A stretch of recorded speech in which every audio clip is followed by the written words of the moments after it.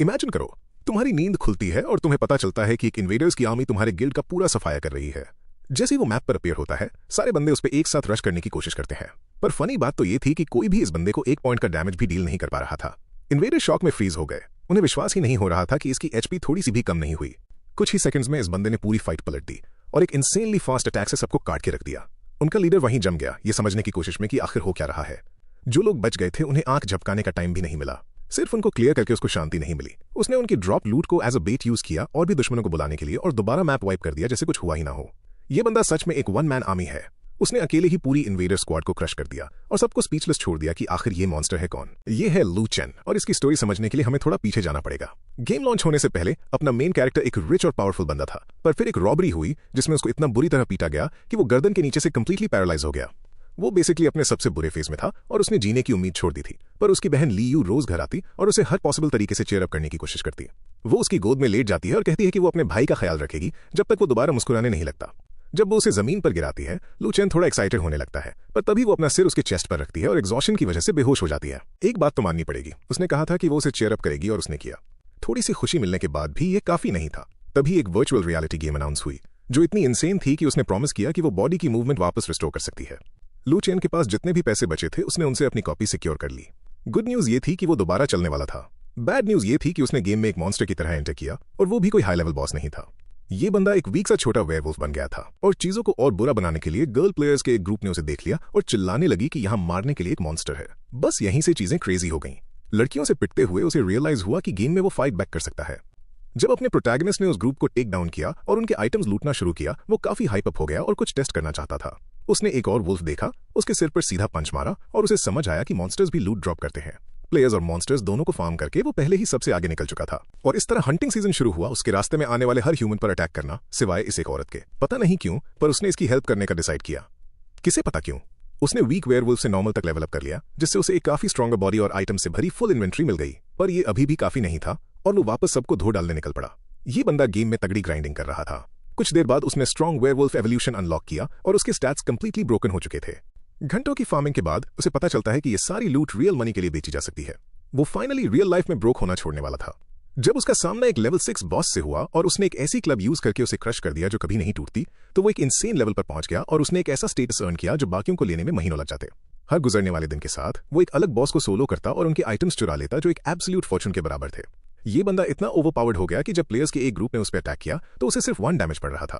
वो लिटरली मार खाते हुए सो सकता था। सिर्फ एक पंच के साथ उसने आसपास के सभी लोगों को बिना पसीना बहाए वाइप आउट कर दिया। वहां सभी लोग गेम खेल रहे थे और पैसे खर्च कर रहे थे सिर्फ उस बॉस के हाथों वाइप आउट होने के लिए। फिर भी उनका बॉस उन्हें गिव अप न करने को कहता है। उन्हें बस और स्ट्रांग बनकर उसे बाद में मारना है। जो वो एक्चुअली में जानना चाहता है वो ये है कि ओनली आई एम सैवेज ने अकेले उस चीज को कैसे हरा दिया। वापस लू चेन की साइड देखें। इतनी सारी नोटिफिकेशंस आई कि उसका सिर अभी भी दर्द कर रहा है, पर वो खुश है क्योंकि अब उसके पास 3500 से ज्यादा बचत हो गई है। उसके पास लोगों के मैसेजेस का फ्लड आया हुआ है जो उससे गिल्ड्स ज्वाइन करने या उन्हें गियर बेचने को कह रहे हैं। वो सबको एक ही तरीके से आंसर करता है, कोई फ्रेंड एड्स नहीं, और अगर वो कुछ बेचेगा तो अनाउंस कर देगा। फिर वो सब क्लोज करता है और वापस लेवल्स ग्राइंड करने लग जाता है। 8 घंटे बाद वो फाइनली लेवल 10 पर पहुंच जाता है और 28 क्लब्स कलेक्ट कर लेता है। उसकी मॉन्स्टर रेपुटेशन बढ़कर 38 हो गई है, पर उसकी ब्लड लाइन अभी तक अपग्रेड नहीं हुई है। फिर वो रेपुटेशन शॉप में एक नया स्किन स्टैब नोटिस करता है और सोचता है कि क्या वो अपनी लुक चेंज कर सकता है। सैडली वहां जो स्किन अवेलेबल है वो सिर्फ एक वेयरवुल्फ की है। एक क्वेस्ट भी है जो कहता है कि बहुत सारे वेयरवुल्व्स को मारकर वो ब्लड लाइन अर्न की जा सकती है। लू चेन सोचने लगता है कि क्या इन दोनों को कंबाइन किया जा सकता है या शायद वो किसी और तरह के मॉन्स्टर में बदल जाए। पर जो चीज वो सबसे ज्यादा चाहता है वो है वापस ह्यूमन बनने का तरीका। वो मार्शल आर्ट्स आइकॉन ओपन करता है और उसे ह्यूमनाइजेशन नाम की एक स्किल मिलती है जो अटैक और डिफेंस बूस्ट करती है। एक ऑप्शन में उसको थोड़ी देर मेडिटेट करना होगा ये स्टैट गेन करने के लिए। दूसरे का कॉस्ट 1000 रिकवरी पॉइंट्स है और उसमें वाइल्ड मॉन्स्टर्स को मारकर उनकी पावर्स लेनी पड़ेगी। थोड़ा टाइम कल्टिवेट करने के बाद वो फाइनली माना अनलॉक कर लेता है। ये डन होने के बाद वो वापस आइटम्स लिस्ट करने और ऑक्शन स्टार्ट करने चला जाता है। वहीं दूसरी तरफ लड़कियां एग्जॉस्टेड हैं क्योंकि लेवल 7 तक पहुंचना पूरी उम्र का काम लग रहा है। तभी सेक्रेटरी आकर बताती है ओनली आई एम सैवेज ने अभी ID 9527 के अंडर स्ट्रीम ज्वाइन किया है। लिंक तुरंत सबको कहती है कि स्ट्रीम बहुत बढ़िया चल रही है और वो एक लकी व्यूअर को गिफ्ट देने वाली है। ऑफ कोर्स नंबर 9527 ही पिक होता है। लू चेन ये सोचकर स्टन रह जाता है कि ये रियल होने के लिए वे टू परफेक्ट है। पर जब वो उसे रिवॉर्ड देने के लिए फ्रेंड रिक्वेस्ट भेजती है तो वो उसे किसी और को पास करने को कह देता है। वो कहती है कि उसको बस एक्सेप्ट कर लेना चाहिए, पर वो जवाब देता है कि वो इंटरेस्टेड नहीं है। वो उल्टा पूछ लेता है कि उसे इसके बदले में क्या चाहिए, इस उम्मीद से कि उसे रिवॉर्ड न लेना पड़े, जबकि वो इंसिस्ट करती रहती है। वो बस उसकी एक पिक्चर मांगती है जिसमें उसने वो क्लब पकड़ी हो। लू चेन सिर्फ इमेजिन कर सकता है कि वो पिक्चर कितनी टेरिफाइंग दिखेगी। फिर भी वो काइंड लगती है और वो सच में थोड़ी हेल्प करना चाहता था, तो वो गिफ्ट लेने के लिए मान जाता है, पर पिक्चर नहीं देगा और वो इस बात पे अग्री कर लेती है। उसे ऐड करने के बाद लिंक स्ट्रीम पर अनाउंस करती है कि ओनली आई एम सैविज पहला प्लेयर है जो लेवल 10 तक पहुंचा और मेन सिटी में एंटर कर चुका है। रिवॉर्ड लेने पे ऑकवर्ड फील करते हुए एमसी उसे अपनी फ्रेंड लिस्ट से रिमूव कर देता है। फिर भी उसने ये रिवील कर दिया कि मेन सिटी का रास्ता ओपन हो गया है, जिसका मतलब आगे नए मॉन्स्टर्स आएंगे। तो वो निकल पड़ता है और पॉइजनस मिस्ट फॉरेस्ट पहुंच जाता है। द सिस्टम उसे अलर्ट करता है कि उसने बिगिनर जोन छोड़ दिया है। वो एक्साइटेड होता है, पर यह भी सोचता है कि उसे यहां से तेज रश करना चाहिए या रास्ते में आने वाली हर चीज से फाइट लेनी चाहिए। तभी किसी चीज पर उसका ध्यान जाता है। जैसे ही वो एंटर करता है, स्पाइडर्स का एक झुंड एक लेवल 9 बॉस के साथ उस पर अटैक कर देता है। वो खुद बॉस से लड़ने का चूज करता है और छोटे स्पाइडर्स को अपने मिनियंस के लिए छोड़ देता है। बैड न्यूज ये है कि वो पॉइजन हो जाता है। एटलीस्ट डैमेज इतना बुरा नहीं था। 3 मिनट बाद वो पूरा एरिया क्लियर कर देता है। उसे एक व्हाइट मिस्ट ब्रेसलेट भी मिलता है। ये एक गियर सेट का पार्ट है जो स्लोली पॉइजन रेजिस्टेंस बूस्ट करता है। ये बहुत मैटर करता है क्योंकि ये जगह पॉइजन से भरी हुई है और इससे पहले कि वो आगे बढ़ सके उस पर दोबारा अटैक हो जाता है। 5 मिनट बाद वो अभी भी वहीं फंसा हुआ था। हर बार जब वो किसी एक को मारता है और स्पाइडर्स आ जाते हैं और उसके मिनियंस रिकवर नहीं कर पा रहे।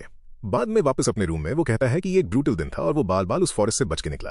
तभी वो नोटिस करता है कि उसका आर्म जो पहले मुश्किल से हिलता था वो अब थोड़ा और फ्लेक्सिबल हो गया है।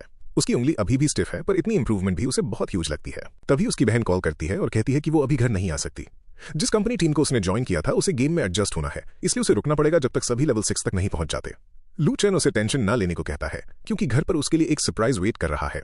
वो पूछती है कि वो क्या है, पर वो कहता है कि उसे वापस आने पर पता चल जाएगा। ये सोचकर उसके चेहरे पे मुस्कान आ जाती है कि शायद वो बहुत जल्द पूरी तरह हील हो जाएगा। अगले दिन वो वापस स्पाइडर्स से फाइट कर रहा था। कुछ भी चेंज नहीं हुआ था। उनकी नंबर्स एंडलेस लग रही थी और वो अभी भी फॉरेस्ट में डीपर पुश नहीं कर पा रहा था।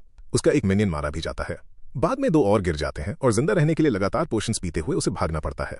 उसके बाद वो वापस आता है और उन स्पाइडर्स को मारता है जिन्होंने उसके कंपेनियंस को मारा था। फिर वो बाहर खड़ा होकर अपने खोए हुए मिनियंस के लिए शोक मनाता है। वो डिसाइड करता है कि वो अपनी सारी रेपुटेशन गियर और अपग्रेड्स पर स्पेंड करेगा ताकि उसका पूरा ग्रुप स्ट्रॉन्गर होकर वापस आ सके। अगले दिन वो लोग स्पाइडर्स को हंट करते हुए फॉरेस्ट में वापस आ जाते हैं। इस बार उसका आमना सामना फाइनली रियल एलीट बॉस से होता है। उसके रिएक्ट करने से पहले ही वो उस पर रश करती है, पर अब वो फुल्ली गियर्ड अप और कॉन्फिडेंट था। आधे घंटे बाद वो लोग फाइनली उसे गिरा देते हैं। उसके मरने के साथ उसे सेट के 2 और पीसेस मिल जाते हैं। एक लेवल 10 बॉस ने डेफिनेटली उसको डिसअपॉइंट नहीं किया था। एक ड्रॉप मैचिंग ग्लव्स का था जो पॉइजन रेजिस्टेंस भी बढ़ाते थे। दूसरा एक नेकलेस होता है और ऑफ कोर्स वो उसे फॉरन इक्विप कर लेता है। अब फुली गियर्ड होने के बाद वो कहता है कि एलीट मॉन्स्टर्स की फार्मिंग काफी ज्यादा इजी हो गई है। बस एक ही इशू ये था कि यहाँ एनिमीज इंसेनली फास्ट रिस्पॉन होते थे, पर क्योंकि अब वो स्ट्रॉन्गर था इससे लिटरली उसे और ज्यादा लूट मिलने में हेल्प हो रही थी। तो वो तुरंत वापस स्पाइडर्स की फार्मिंग पर लग जाता है। थोड़ी देर बाद उसका टाइटल और लंबा हो जाता है और उसका टैलेंट 19% क्रिटिकल चांस तक बढ़ जाता है। क्योंकि उसने 1000 से ज्यादा स्पाइडर्स को मार दिया था, वो अब उनका पॉइजन टैलेंट बाय कर सकता है। इसका मतलब हर हिट अब 5 सेकंड्स के लिए 1% एक्स्ट्रा डैमेज पर सेकंड डील करेगा। टैंकी एनिमीज के खिलाफ इसकी आगे मदद होगी। ये जानते हुए वो इसे तुरंत अपग्रेड कर लेता है और इसे लेवल 3 तक पुश करने के लिए थोड़ी और रेपुटेशन खर्च करता है। अब ये पॉइजन 2.5% हेल्थ ड्रेन करता है। डाउनसाइड ये थी कि अब वो बड़ा वियर्ड दिख रहा था, आधा वेयरवुल्फ और आधा स्पाइडर। अच्छी बात ये थी कि उसकी मूवमेंट स्पीड काफी बेटर हो गई थी, पर इस रिडिकुलस फॉर्म को हाइड करने के लिए उसे सीरियसली एक स्किन चाहिए थी। फिर भी ये एक प्रोडक्टिव दिन था, तो वो दोबारा लॉग आउट कर लेता है। जो लोग हमेशा उसका गियर खरीदते थे वो काफी डिसअपॉइंटेड थे क्योंकि आज उसने कुछ भी लिस्ट नहीं किया। वो बस इंटरेस्टेड ही नहीं था। लू चेन ने उन पॉइजन रेजिस्ट आइटम्स को तब तक सेव करने का प्लान बनाया जब तक प्लेयर्स उस जोन तक नहीं पहुंच जाते। फिर उसने नोटिस किया कि लोग ऑलरेडी वेयरवुल्फ बॉस तक पहुंच गए थे, तो फॉरेस्ट अब ज्यादा दूर नहीं था। गेम के अंदर एक टीम उस बॉस से फाइट कर रही थी, तभी लिंग ने सबको अलर्ट रहने की वार्निंग दी। उसने उन्हें हाइप अप करते हुए कहा कि अगर वो जीत गए तो वो सर्वर की सबसे स्ट्रॉन्गेस्ट टीम बन जाएंगे। तभी उसकी सेक्रेटरी ने अचानक उसे उस तरफ देखने को कहा। एक ह्यूज मॉन्स्टर दिखाई दिया जो चिल्ला रहा था कि वो ज़ार्कस को बचाने आया है। उस ग्रुप को समझ ही नहीं आ रहा था कि इसका नाम इतना लंबा क्यों है और ये इतनी तेजी से मूव कैसे कर रहा था। उन्होंने जल्दी से प्लान बनाना शुरू किया। एक दूसरे को कवर करो और पोशंस रेडी रखो। पर एक बंदा उस जायंट नाम पर हंस पड़ा, ये कहते हुए कि ये कितना सिली लग रहा है और शायद जल्दी ही मर जाएगा। उसके अटैक ने 1 पॉइंट का डैमेज भी नहीं दिया। तब दोनों लड़कियों ने देखा कि इसके पास 2000 से ज्यादा जीपी थे, जिसका मतलब उनके पास जीतने का कोई चांस नहीं था। फिर भी कुछ बंदे हाइप रहे और सबको टेंशन ना लेने को कहा क्योंकि शायद ये बस एक टैंक मॉन्स्टर था। वो कॉन्फिडेंस उसी वक्त गायब हो गया जब उनमें से एक के सीने पर अटैक पड़ा। स्पाइडर क्लॉ ने 60 डैमेज का स्ट्राइक मारा और पॉइजन भी ऐड कर दिया। सब वहीं फ्रीज हो गए। उनके दोस्त के पास 250 जीपी था और वो ऑलमोस्ट इंस्टेंटली खत्म हो गया। लू चेन चिल्ला के पूछने लगा कि तुम लोग किस बात का वेट कर रहे हो। उसके बाद वो फाइट एक टोटल केओस बन गई जब लोगों को यहाँ वहां टॉस करके मारा गया। कुछ लोग अभी भी फाइट करना चाहते थे, पर बाकियों ने ऑलरेडी भागने का डिसाइड कर लिया था। लिंग अभी भी वहीं थी, पर लू चेन का उसको जाने देने का कोई प्लान नहीं था। उसने 94 डैमेज का एक हिट उसके कसके मार दिया। ऊपर से पॉइजन उसका अलग से 60 हेल्थ ड्रेन कर रहा था। वो बहुत एक्साइटेड था। उसने बस अभी पोशंस का एक ह्यूज ढेर उठाया था। अब जब बाकी प्लेयर्स डर कर भाग गए थे, उसके पास ग्राइंडिंग कंटिन्यू रखने का और टाइम था। वापस सिटी में सब उस टेरिफाइंग मॉन्स्टर के बारे में बात कर रहे थे। उन्हें यकीन नहीं हो रहा था कि सर्वर की टॉप टीम कुछ ही मिनट्स में वाइप आउट हो गई। कुछ प्लेयर्स इतना डर गए थे कि वो गेम क्विट करना चाहते थे। लोग लिंक से रिक्वेस्ट करते रहे कि वो उस लेवल 10 प्लेयर को मैसेज करके पूछे कि उसने उस चीज को कैसे हराया। वो करना नहीं चाहती थी, पर सभी उसे गॉडेस बुला रहे थे और भीख मांग रहे थे। तो उसने मैसेज करके पूछा कि ज़ारकास को कैसे मारना है। लू चेन का गोल सिंपल था, फॉरेस्ट को कंट्रोल करो और फिर जैसे ही जोन खुले पॉइजन रेजिस्ट गियर बेचना शुरू कर दो। उसने उसे बताया कि बॉस हर बार सामने नहीं आता, तो उन्हें कल दोबारा ट्राई करना चाहिए। इस बात से वो काफी एक्साइटेड हो गई और उसने तुरंत उसको थैंक यू बोला। उसके बाद अपना प्रोटैगनिस्ट वापस फार्मिंग में लग गया, खुद ज़ारकास को मारने के प्लान के साथ। अगले दिन उसने फॉरेस्ट में और डीपर पुश किया। सर्वर पे किसी को नहीं पता था कि आगे क्या वेट कर रहा था, और जो सबसे पहली चीज उसे मिली वो एक लेवल 10 पाइथन था। उसके मिनियंस भागने लगे तो उसने उन कावर्ड्स को जबरदस्ती लड़वाया। उसने जल्दी ही नोटिस किया कि सिर्फ वही लोग जिंदा बच सकते थे जिन्होंने एंटी वेनम गियर पहना हुआ था। प्रॉब्लम पहले जैसी ही थी, हर जगह स्नेक्स ही स्नेक्स थे और उनकी गिनती कम होने का नाम नहीं ले रही थी। लकीली उन डेड प्लेयर्स ने पीछे काफी सारे पोशंस छोड़ दिए थे। 2 घंटे बाद वो सब थक चुके थे, पर अभी भी स्नेक से लड़ रहे थे। उसके बाद उसने लॉग ऑफ किया, घर गया और सो गया। अगले दिन वो वापस आया तो उसने एक अजीब चीज देखी। उसके वुल्व्स लॉग आउट करने की बजाय हंटिंग करना कंटिन्यू रख रहे थे। इस वजह से वो सब लेवल 9 पर पहुंच गए थे। लू चेन दोबारा इंप्रेस हो गया था। उसके मिनियंस उसकी सोच से काफी बेटर थे। वो इतने स्मार्ट थे कि वो रोटेट करके अपनी हेल्थ खुद रिकवर कर सकते थे। ये एक परफेक्ट बात थी क्योंकि वो सोते वक्त भी अपनी लेवलिंग कंटिन्यू रख सकते थे। सबसे बेस्ट बात तो ये थी कि उसके पास अब इतनी रेपुटेशन थी कि वो स्नेक ब्लड लाइन खरीद सकता था। उस ब्लड लाइन ने उसे एक और पॉइजन इफेक्ट दिया जो तब और स्ट्रॉन्गर होता था जब टारगेट मूव करे। उसने उसे फौरन मैक्स आउट कर लिया, जिससे अब वो 2.5% एचपी पर सेकंड डील करता और हर स्टेप के साथ बढ़ता जाता। इस पॉइंट पर उसका कैरेक्टर एक रियल मॉन्स्टर में बदल रहा था। उसे पता था कि वो और अगली हो रहा है, पर पावर उसके लिए ज्यादा मैटर करती थी। अब उसका एक सिंगल हिट 93 डैमेज डील करता और दोनों पॉइजन्स को स्टैक कर देता। एक 5 सेकंड्स तक रहता जबकि दूसरा पूरे 1 मिनट तक रहता, और दुश्मन जितना हिलता उसे उतना ज्यादा दर्द देता। उसने वुल्व्स को बोला कि वो लोग साथ मिलकर पूरे फॉरेस्ट में हंट करने वाले हैं। तो लू चेन और वेयरवुल्व्स लगातार फार्मिंग करते रहे। आखिरकार वो वहां से निकल गए, या यूं कहो उन्हें कुछ और भी बुरा मिल गया। ये राउंड स्पाइडर्स की मिस्ट्रेस थी, एवलिन शेयर, एक लेवल 12 बॉस जिसे पॉइजन की क्वीन के नाम से जाना जाता था। लू चेन जानता था कि इसका मतलब था एक गारंटीड गियर ड्रॉप, पर उसे हराना बड़ा रफ होने वाला था। फिर भी उसने रिस्क लेने का सोचा क्योंकि आसपास कोई और मॉन्स्टर्स नहीं थे। उसने शुरू में बस उसे हल्का सा लिक किया और फिर वेब की बारिश शुरू कर दी। एमसी और उसके सभी मिनियंस अपनी जगह पर पिन हो गए। वो तो बिना किसी प्रॉब्लम के फ्री हो गया, पर उसके मिनियंस वैसे ही फंसे रहे।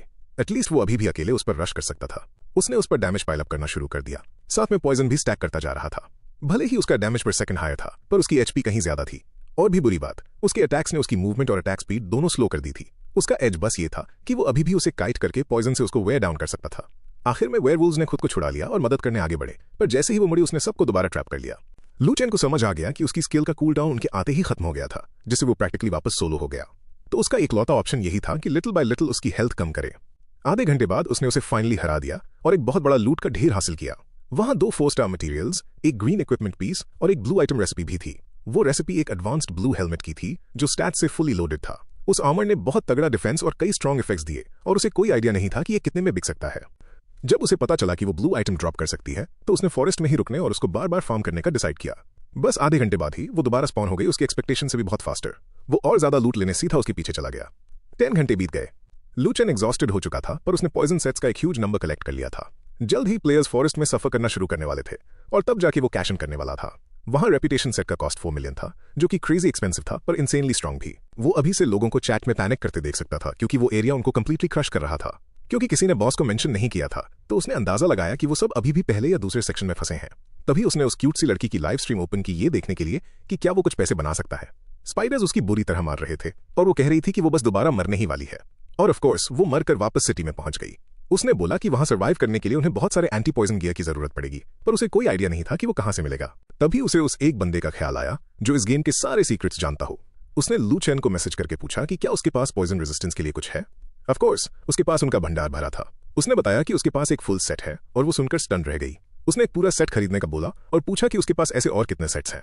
वो और भी ज्यादा शॉक्ड हो गई जब उसे पता चला कि सेल के लिए उसके पास मल्टीपल फुल सेट्स पड़े हैं।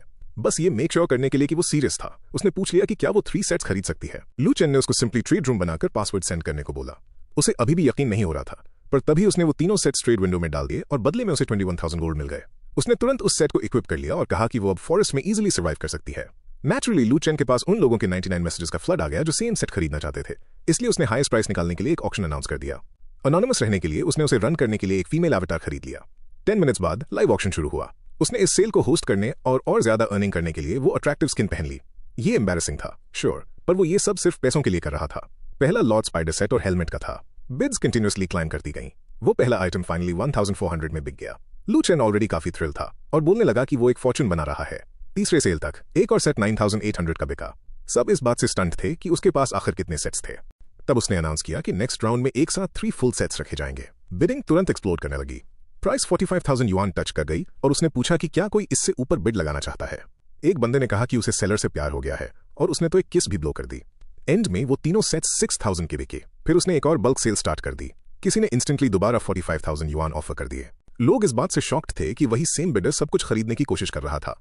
तो एक और बायर ने 47,000 के साथ जंप इन किया। बाकी कंपनीज ने लूज करने से इनकार कर दिया और उसे 50,000 तक पुश कर दिया। लो चैन मजे से इस केओस को एंजॉय कर रहा था और बोला कि जिसे भी ये चाहिए वो बस प्राइस बढ़ाते जाएं। जैसे जैसे सेट्स कम बचे, सबने जितना हो सके उतनी बिडिंग शुरू कर दी। तभी किसी ने 90,000 चिल्लाया। उसके बाद सब बस खड़े देखते रह गए जब वो आखिरी 5 सेट्स बिक गए। लो चैन बोला कि आज की ऑक्शन बहुत ही अमेजिंग थी। फिर उसने एक हिंट दिया कि फॉरेस्ट के पार्ट 3 के बाद कुछ और भी स्केरियर वेट कर रहा था। लोगों ने पूछा कि स्नेक से भी बुरा आखिर क्या हो सकता है, जबकि कोई उन्हें ही हरा नहीं पा रहा था। तब उसने रिवील किया कि वहां एक ऐसा गियर पीस है जो डिसाइड करेगा कि उस एरिया को आराम से कौन क्लियर करेगा। इस चीज ने सबको बहुत एक्साइट कर दिया क्योंकि उनको लग रहा था कि करंट गियर ही अब तक का सबसे बेस्ट था। तभी उसने अपना एवलांच हेलमेट शो किया जो उस पर अटैक करने वाले किसी भी बंदे की अटैक और मूवमेंट पावर को रिड्यूस कर सकता था। उस कर्स्ड फीमेल स्किन को पहने हुए लू चैन ने उनसे कहा कि इसको ध्यान से देख लो। हर कोई स्टंट था क्योंकि इसका डिफेंस बाकी किसी भी आइटम से कहीं ज्यादा था। यहां तक कि आसपास की सबसे बड़ी स्ट्रीमर लिंग भी इसको चाहती थी। उसने ओपनिंग बिड 15,000 पर सेट की जिसमें मिनिमम रेस 2,000 का था। ऑफर्स तुरंत आना शुरू हो गए। एक बंदे ने 5,000 की बिड लगाई, दूसरा 7,000 तक गया और आखिरी वाला 8,700 में बिका। घर वापस आकर लू चैन बहुत ज्यादा खुश था। उसने एक दिन में इतने पैसे बना लिए थे जितना उसने कभी पॉसिबल भी नहीं सोचा था। ऊपर से उसके हाथ में फीलिंग वापस आ रही थी और अब उसके पैर भी वार्म फील कर रहे थे। इकलौती डाउनसाइड ये थी कि अब और ज्यादा प्लेयर्स फॉरेस्ट से आना शुरू कर देंगे, पर उससे जितना हो सका उसने किया। गेम में वापस आते हैं, सभी लोग फुली गियर्ड अप थे और आगे बढ़ने के लिए रेडी थे। अब वो पहले वाली स्पाइडर्स उनके लिए कोई बड़ा थ्रेट नहीं बची थी। लिंग भी अपना डेंजरस गियर पहने यहां मौजूद थी। लोगों ने स्पाइडर ड्रॉप्स फार्म करना शुरू किया और फिर तेजी से स्नेक्स की तरफ आगे बढ़ गए। सुबह के 450 बज चुके थे और वो अभी भी फॉरेस्ट में ग्राइंड कर रहे थे। तभी सब अचानक रुक गए जब लिंग ने पूछा कि वो चीज क्या थी। उन्हें फाइनली एवलांच गियर मिल चुकी थी। सिर्फ नाम पढ़कर ही ग्रुप को समझ आ गया कि ये वही जगह है जहां से वो ऑक्शन आइटम आया था। इससे पहले कि कोई रिएक्ट कर पाता, उसने उन पर लंच किया और एक सिंगल अटैक से पूरे गिल्ड को फ्रीज कर दिया। अगली सुबह वो इस बात पर हैरान होते हुए उठी कि उन्होंने सच में उसे चैलेंज करने की हिम्मत की। लू चैन सोचने लगता है कि एवलांच गियर की कंट्रोल स्किल्स बहुत अमेजिंग है, तो उन्हें सीखना एक बहुत बड़ी हेल्प होगी। पर जब वो उस आइटम को खरीदने जाता है जो कल 1,000 का था, वो आज ऑलरेडी 2,000 का हो चुका था। इससे पहले कि वो और भी ज्यादा एक्सपेंसिव हो जाए, वो उसे खरीद लेता है। तुरंत वो उस आइटम को बॉस पर यूज करता है। ये उसे उसकी स्किल दे देता है, पर उसको यूज करने के लिए उसे वेबिंग की जरूरत पड़ेगी। उसके बाद वो उसको हंट करने के लिए अपने फ्रेंड्स को बुलाता है। 10 मिनट बाद वो एक चॉइस के बीच फंस जाता है।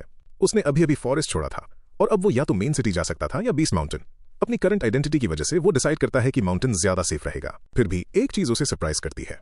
ये एरिया उसकी एक्सपेक्टेशन से कहीं ज्यादा बड़ा था। वो खुद एक्सप्लोर करने के साथ साथ अपने क्रीचर्स को भी स्काउट करने भेज देता है। जैसे जैसे वो आसपास देखता है, उसे काफी सारी डिफरेंट मॉन्स्टर रेसेस मिलती हैं। इशू ये है कि उसे एक नया रिक्रूट चाहिए और उनमें से कोई भी लेने लायक नहीं लग रहा था। तब वो केओटिक फ्यूनरल हिल पर पहुंचता है। द सिस्टम उसे वार्न करता है कि वो हेडलेस वन के बारे में ना पूछे और बताता है कि ये एक लेवल 20 जोन है और अब क्योंकि वो लेवल 11 का है, उसकी बिगिनर प्रोटेक्शन चली गई है। जैसे ही लूचन करीब जाता है, जमीन से एक हाथ बाहर निकलता है और एक नया मॉन्स्टर अपीयर होता है, एक एक्सट्रीमली डेंजरस लेवल 24 एनिमी। उसे फौरन पता चल जाता है कि वो इसे हेड ऑन नहीं हरा सकता। मॉन्स्टर इंस्टेंटली अटैक करने के लिए स्केलेटन मैजिक समन करता है। लू चैन को हैवी डैमेज पड़ता है और वो भागने की कोशिश करता है। फिर भी एरिया डैमेज वाला दुश्मन बिल्कुल वैसा ही क्रीचर था जो उसे चाहिए था। इससे पहले कि वो बच के निकल पाता, उसका पूरा ग्रुप बॉक्स इन हो जाता है। वो पीछे हटता है जबकि बाकी उसके लिए हिट्स टैंक करते हैं। जैसे ही उसे थोड़ी स्पेस मिलती है, वो अपने मिनियंस को पीछे रहने को कहता है, जबकि वो खुद एक को अकेले में पुल करने की कोशिश करता है। एक ऑप्शन उस स्पाइडर स्किल को यूज करना था जो उसे अभी मिली थी, ताकि वो एक को ल्यूर कर सके। उसे बस ये बहुत अब्सर्ड लगता है कि वो स्किल उसके पेट से निकल कर आती है। 10 मिनट बाद वो क्रीचर कॉन्ट्रैक्ट एक्सेप्ट कर लेता है, पर उसका लेवल ड्रॉप होकर 11 हो जाता है। वो नोटिस करता है कि इसके पास सिर्फ एरिया अटैक्स ही नहीं है, बल्कि ये एनिमी की डिफेंस भी लोअर कर सकता है। 15 मिनट बाद वो एक और को कैप्चर कर लेता है, जिससे उसकी स्क्वाड बढ़कर 5 हो जाती है। उसे एक क्वेस्ट भी मिलती है जिसमें उसे किंग नाम के एक क्रीचर को बाहर निकालना है और उसकी टेरिटरी लेनी है। वो जानता था कि बेस्ट जगह वही होगी जहां ज्यादातर प्लेयर्स ना पहुंच सकें। जैसे ही वो माउंटेन पीक देखता है, उसे समझ आ जाता है कि यही वो जगह है। पर जब वो वहां पहुंचता है तो उसे एक टाइगर किंग मिलता है। फिर भी अपने फुल ग्रुप के साथ उसे पूरा यकीन था कि वो जीत सकते हैं। वो कॉन्फिडेंस उस वक्त गायब हो जाता है जब उसे 2 ऐसे हिट्स पड़ते हैं जिसमें से हर एक ने 300 से ज्यादा डैमेज डील किया था।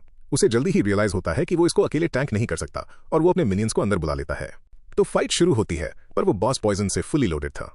उसको गिराने में पूरे 40 मिनट लग जाते हैं। तब सिस्टम उसे 2 चॉइसेस देता है, या तो इसे मार दो और नॉर्मल रिवॉर्ड्स लो, या फिर इसे फोर्स आउट करके टेरिटरी को अपने नाम कर लो। अगर वो ऐसा करता है तो क्रीचर बस कहीं और रिस्पॉन हो जाएगा। क्योंकि उसे खुद की जमीन चाहिए थी, वो उसको बाहर निकालने का चूज करता है। ये उसे वहां सेटल होने का राइट दे देता है और एक नया मिशन मिलता है जिसमें उसे पूरी पीक को क्लियर करना है और अपने नाम पर रखना है। उसे एक ब्रेव टाइटल भी अर्न होता है जो 20 हेल्थ ऐड करता है। गेम के एक हिस्से का किंग बनने की फीलिंग से लू चेन थ्रिल्ड हो जाता है। उसके बाद वो वापस लेवल्स के लिए हंटिंग करने निकल जाते हैं और ऑफ कोर्स उसे उस रीजन का ड्रॉप भी चाहिए था ताकि वो और भी ज्यादा पैसे बना सके। आखिरकार वो लेवल 12 तक पहुंच जाता है जिससे मून वैली का सीक्रेट रेल्म अनलॉक हो जाता है। ये बेसिकली एक डंजन है जो बॉसेस और लूट से भरा हुआ है। लू चेन सोचता है कि क्या इसके अंदर जाना सच में वर्थ इट होगा। आखिर में वो अपने क्रीचर्स को फार्मिंग पर छोड़कर खुद उस जगह को चेक करने चला जाता है। सिस्टम उसे बताता है कि अंदर जाने से पहले वो किसी आइटम के लिए प्रे कर सकता है और शायद गॉड्स उसे वो दे दें। सिस्टम ये भी कहता है कि अंदर आने वाले पहले प्लेयर को 5 टाइम्स रिवॉर्ड्स मिलेंगे और वो एक आइटम ऑफर करके सेम टाइप का दूसरा आइटम पा सकता है। तो अगर वो एक वेपन देगा तो उसे वेपन्स वापस मिलेंगे, अगर वो आर्मर देगा तो आर्मर मिलेगा। पर लू चेन के पास एक कहीं ज्यादा बेटर प्लान था। वो अपना इकलौता 4 स्टार मटेरियल ऑफर करता है जो उसे बॉस से मिला था।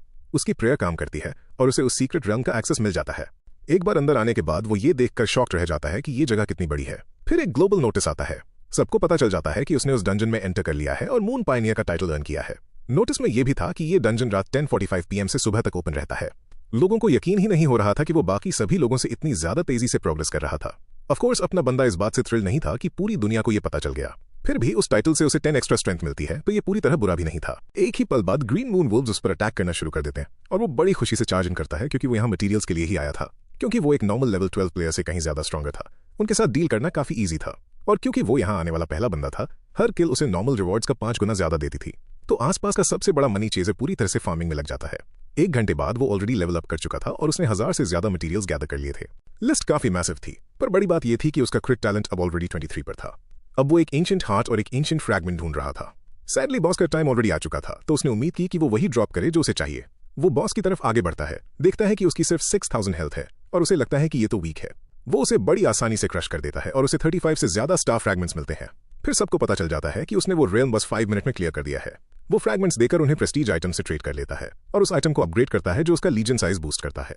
अब वो 10 सबऑर्डिनेट्स को कंट्रोल कर सकता था और यहाँ तक कि एक को लीडर भी अपॉइंट कर सकता था। इस रेट पर जितने क्रीचर्स वो बिल्डअप कर रहा था, इस फॉरेस्ट में हंटिंग करना इम्पॉसिबल होने वाला था।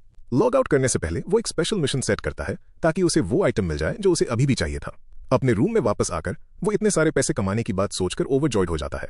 ये उसे हार्डली रियल लग रहा था और अब उसकी बॉडी का अपर हाफ ऑलमोस्ट पूरी तरह से नॉर्मल हो चुका था। शायद जल्द ही वो दोबारा खड़ा भी हो पाएगा। वो पहले ही अपनी अर्निंग से एक घर खरीदने के बारे में सोचने लग गया था। वो एक डिसेंट अपार्टमेंट चेक करता है जो एक्चुअली में उसके बजट के अंदर था। वहीं दूसरी तरफ कंट्री सी की नेशनल सिक्योरिटी बिल्डिंग में स्पेशल ऑपरेशंस ग्रुप का एक बंदा सोचता है कि क्या सिर्फ एक गेम खेलने के लिए पूरी टीम जमा करना वियर्ड नहीं है। पर लियन कहता है कि गवर्नमेंट और मिलिट्री दोनों इन्वॉल्व हो रही हैं, तो उन्हें जानना होगा कि क्यों। उसे लगता है कि कुछ बहुत बड़ा चल रहा है और वो लियन से पूछता है कि उनकी प्रोग्रेस कैसी चल रही है। लियन बताता है कि वो बहुत ट्राई कर रहे हैं पर अभी भी पॉइजन फॉरेस्ट में फंसे हुए हैं। वो बंदा फिर उसे एक इंपॉर्टेंट पर्सन की इन्फो देता है जिसे उन्हें अपना एलाई बनाना होगा। अगले दिन व्हीलचेयर पर होते हुए भी लू चेन अपार्टमेंट खरीदने चला जाता है। एक औरत उसे ग्रीट करती है और वो कहता है कि उसे एक मीडियम साइज जगह चाहिए। जो उसे रियलाइज नहीं होता वो ये था कि उसके पीछे खड़े कुछ लोग उस पर नजर रखे हुए थे और बोल रहे थे कि ये डेफिनेटली वही है। लियन ने पहले ही उन्हें रेडी रहने को वार्न कर दिया था। उसी वक्त वो सेक्रेटरी लू चेन को अपार्टमेंट्स दिखाना शुरू करती है। वो उसे 1 सेकंड भी वेस्ट न करने और तुरंत खरीद लेने को कहती है। पर यहाँ तक कि ट्रांसलेटर भी पॉइंट आउट करेगा कि अगर कोई कहे कि हेजिटेट मत करो तो वही वो वक्त होता है जब तुम्हें डेफिनेटली हेजिटेट करना चाहिए। फिर भी अपना प्रोटैगनिस्ट इतने पैसे बना रहा था कि अपनी बहन के लिए एक छोटा सा गिफ्ट खरीदना उसको कोई बड़ी बात नहीं लगी। तभी एक पिंक हेड लड़की वहां आती है और उसे वार्न करती है कि वो इसे ना खरीदे क्योंकि इस जगह में बहुत सारी प्रॉब्लम्स हैं। वो सबको वहां से ना खरीदने को कहती है क्योंकि उन अपार्टमेंट्स में सीरियस क्वालिटी इश्यूज हैं। ये बात लोगों को पॉज लेने पे मजबूर कर देती है क्योंकि इस तरह का घर खरीदने में सालों की सेविंग्स लग जाती हैं। वो औरत सिक्योरिटी को बुलाती है ताकि उस लड़की को बाहर फेंकवा सके, पर वो चिल्लाती रहती है कि उसके पास प्रूफ है। वो ये भी वार्न करती है कि एक बार तुमने पे कर दिया तो तुम्हें तुम्हारे पैसे वापस नहीं मिलेंगे। गार्ड्स चलकर आते हैं और एक दूसरे को कहते हैं कि बिना ज्यादा चोट पहुंचाए इसे घसीटकर बाहर निकाल दो। उनमें से एक लू चेन से टकरा जाता है और उस चुतिये को हटने को कहता है। फिर वो उस लड़की को कंधे से पकड़ लेता है और कहता है कि वो उनके साथ आ रही है। वो मना करती है और किसी से हेल्प करने की भीख मांगती है। लू चेन बस वहीं बैठा रहता है और एक्ट नहीं कर पाता, जबकि आसपास के लोग वीडियो रिकॉर्ड करते रहते हैं और कहते हैं कि इससे एक ग्रेट वीडियो बनेगी। लड़की उन्हें रिकॉर्ड करना बंद करके उसकी हेल्प करने को चिल्लाती है क्योंकि वो उनको प्रोटेक्ट करने के लिए यहाँ आई थी। तब एमसी उस आदमी का हाथ पकड़ता है और उसे लड़की को परेशान करना बंद करने को कहता है। वो गार्ड एक लात मार के जवाब देता है और उसे शटअप बोलता है।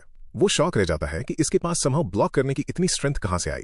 एक और बंदा डंडा लेकर रश करता है पर लू चेन उसे भी एक जोरदार एल्बो मारकर नीचे गिरा देता है। सिर्फ यहाँ ही एक बंदा व्हीलचेयर में बैठे बैठे बैटन्स ब्लॉक कर सकता था और लोगों को बिना खड़े हुए पीट सकता था। जिसे एल्बो पड़ी थी वो बाकियों को उसे चेयर से गिरा देने को कहता है और एक पीछे से उसे शव करने के लिए चार्ज करता है, पर अचानक कोई उसकी चेयर पकड़ लेता है। ग्लोइंग आइज के साथ वही पहले वाले आदमी बीच में आते हैं और उसे कहते हैं कि वो लोग इसे संभाल लेंगे। फिर वो उन सिक्योरिटी गार्ड्स को कूटना शुरू कर देते हैं। कुछ ही देर बाद उनमें से हर एक फर्श पर पड़ा था। वो लू चेन को टेंशन ना लेने को कहते हैं कि बाकी सब वो हैंडल कर लेंगे। लू चेन को लगता है कि ये सारी चीज कुछ अजीब फील हो रही है। तभी उस जगह का बॉस बाहर आता है और गुस्से में पूछता है कि किसकी हिम्मत हुई यांग ग्रुप के लिए ट्रबल खड़ी करने की। वो नीचे आता है और देखता है कि लू चेन किसी को कॉल करके रिपोर्ट कर रहा है कि क्या हो रहा है। वो ब्लॉन्ड आदमी हंसता है और कहता है कि इस शहर में किसी की उनके खिलाफ जाने की हिम्मत नहीं होगी। लू चेन ने उसे वार्न किया कि वो यहां से ज्यादा 10 मिनट में चला जाए। उस आदमी ने हंसकर कहा कि उन्हें तो बस 1 मिनट चाहिए। फिर वो गुंडे रश करके अंदर आए, यहां तक कि हड्डियां न तोड़ने का जोक भी मार रहे थे। उनमें से एक मूवी सीन की तरह जंप करके आया और उसने लियन पर अपना हाथ चलाया। लियन थोड़ा साइड हटा और एक लात मारकर जवाब दिया। उसके तुरंत बाद उसने एक और अटैकर को हवा में पकड़ लिया और उसकी पसलियों में एक मुक्का जड़ दिया। इससे पहले कि बॉस रिएक्ट कर पाता, उसके आदमी ऑलरेडी पीछे की तरफ हवा में उड़ रहे थे। लियन ने बॉस की तरफ देखा और पूछा कि अब वो क्या सोचता है। उस आदमी ने जल्दी से कॉम्पेंसेशन ऑफर किया, पर लियन ने उसे सबक सिखाने के लिए फिर भी उसके पेट में एक जोरदार मुक्का दे मारा। उसने कहा कि उन्होंने एक यंग मास्टर को ऑफेंड किया है, तो इसकी कीमत बहुत बड़ी होगी। भीड़ गैस लगाने लगी कि व्हीलचेयर वाला ये बंदा जरूर किसी रिच और पावरफुल फैमिली से होगा, पर उस पिंक हेयर्ड लड़की ने पॉइंट आउट किया कि ये बात सेंस नहीं बनाती अगर वो यहाँ एक अपार्टमेंट खरीदने आया था। लियन ने इस रूमर को वैसे ही यूज कर लिया और बोल दिया कि यंग मास्टर अभी अभी फैमिली में वापस लौटा है। लू चेन ने भी इस झूठ में साथ दिया, ये बोलते हुए कि उसे तो बस एक सिंपल लाइफ और एक आम सा घर चाहिए। 3 मिनट बाद पुलिस वहां आ गई और इन घटिया अपार्टमेंट्स को बेचने वाले उस आदमी का गेम बच गया। वो डर से कांप रहा था। प्रोटैगनिस्ट की ऐसी फैमिली बैकग्राउंड से स्कैर्ड था। एक गार्ड ने कहा कि मैटर सेटल हो गया है और लियन ने उसे थैंक यू कहा।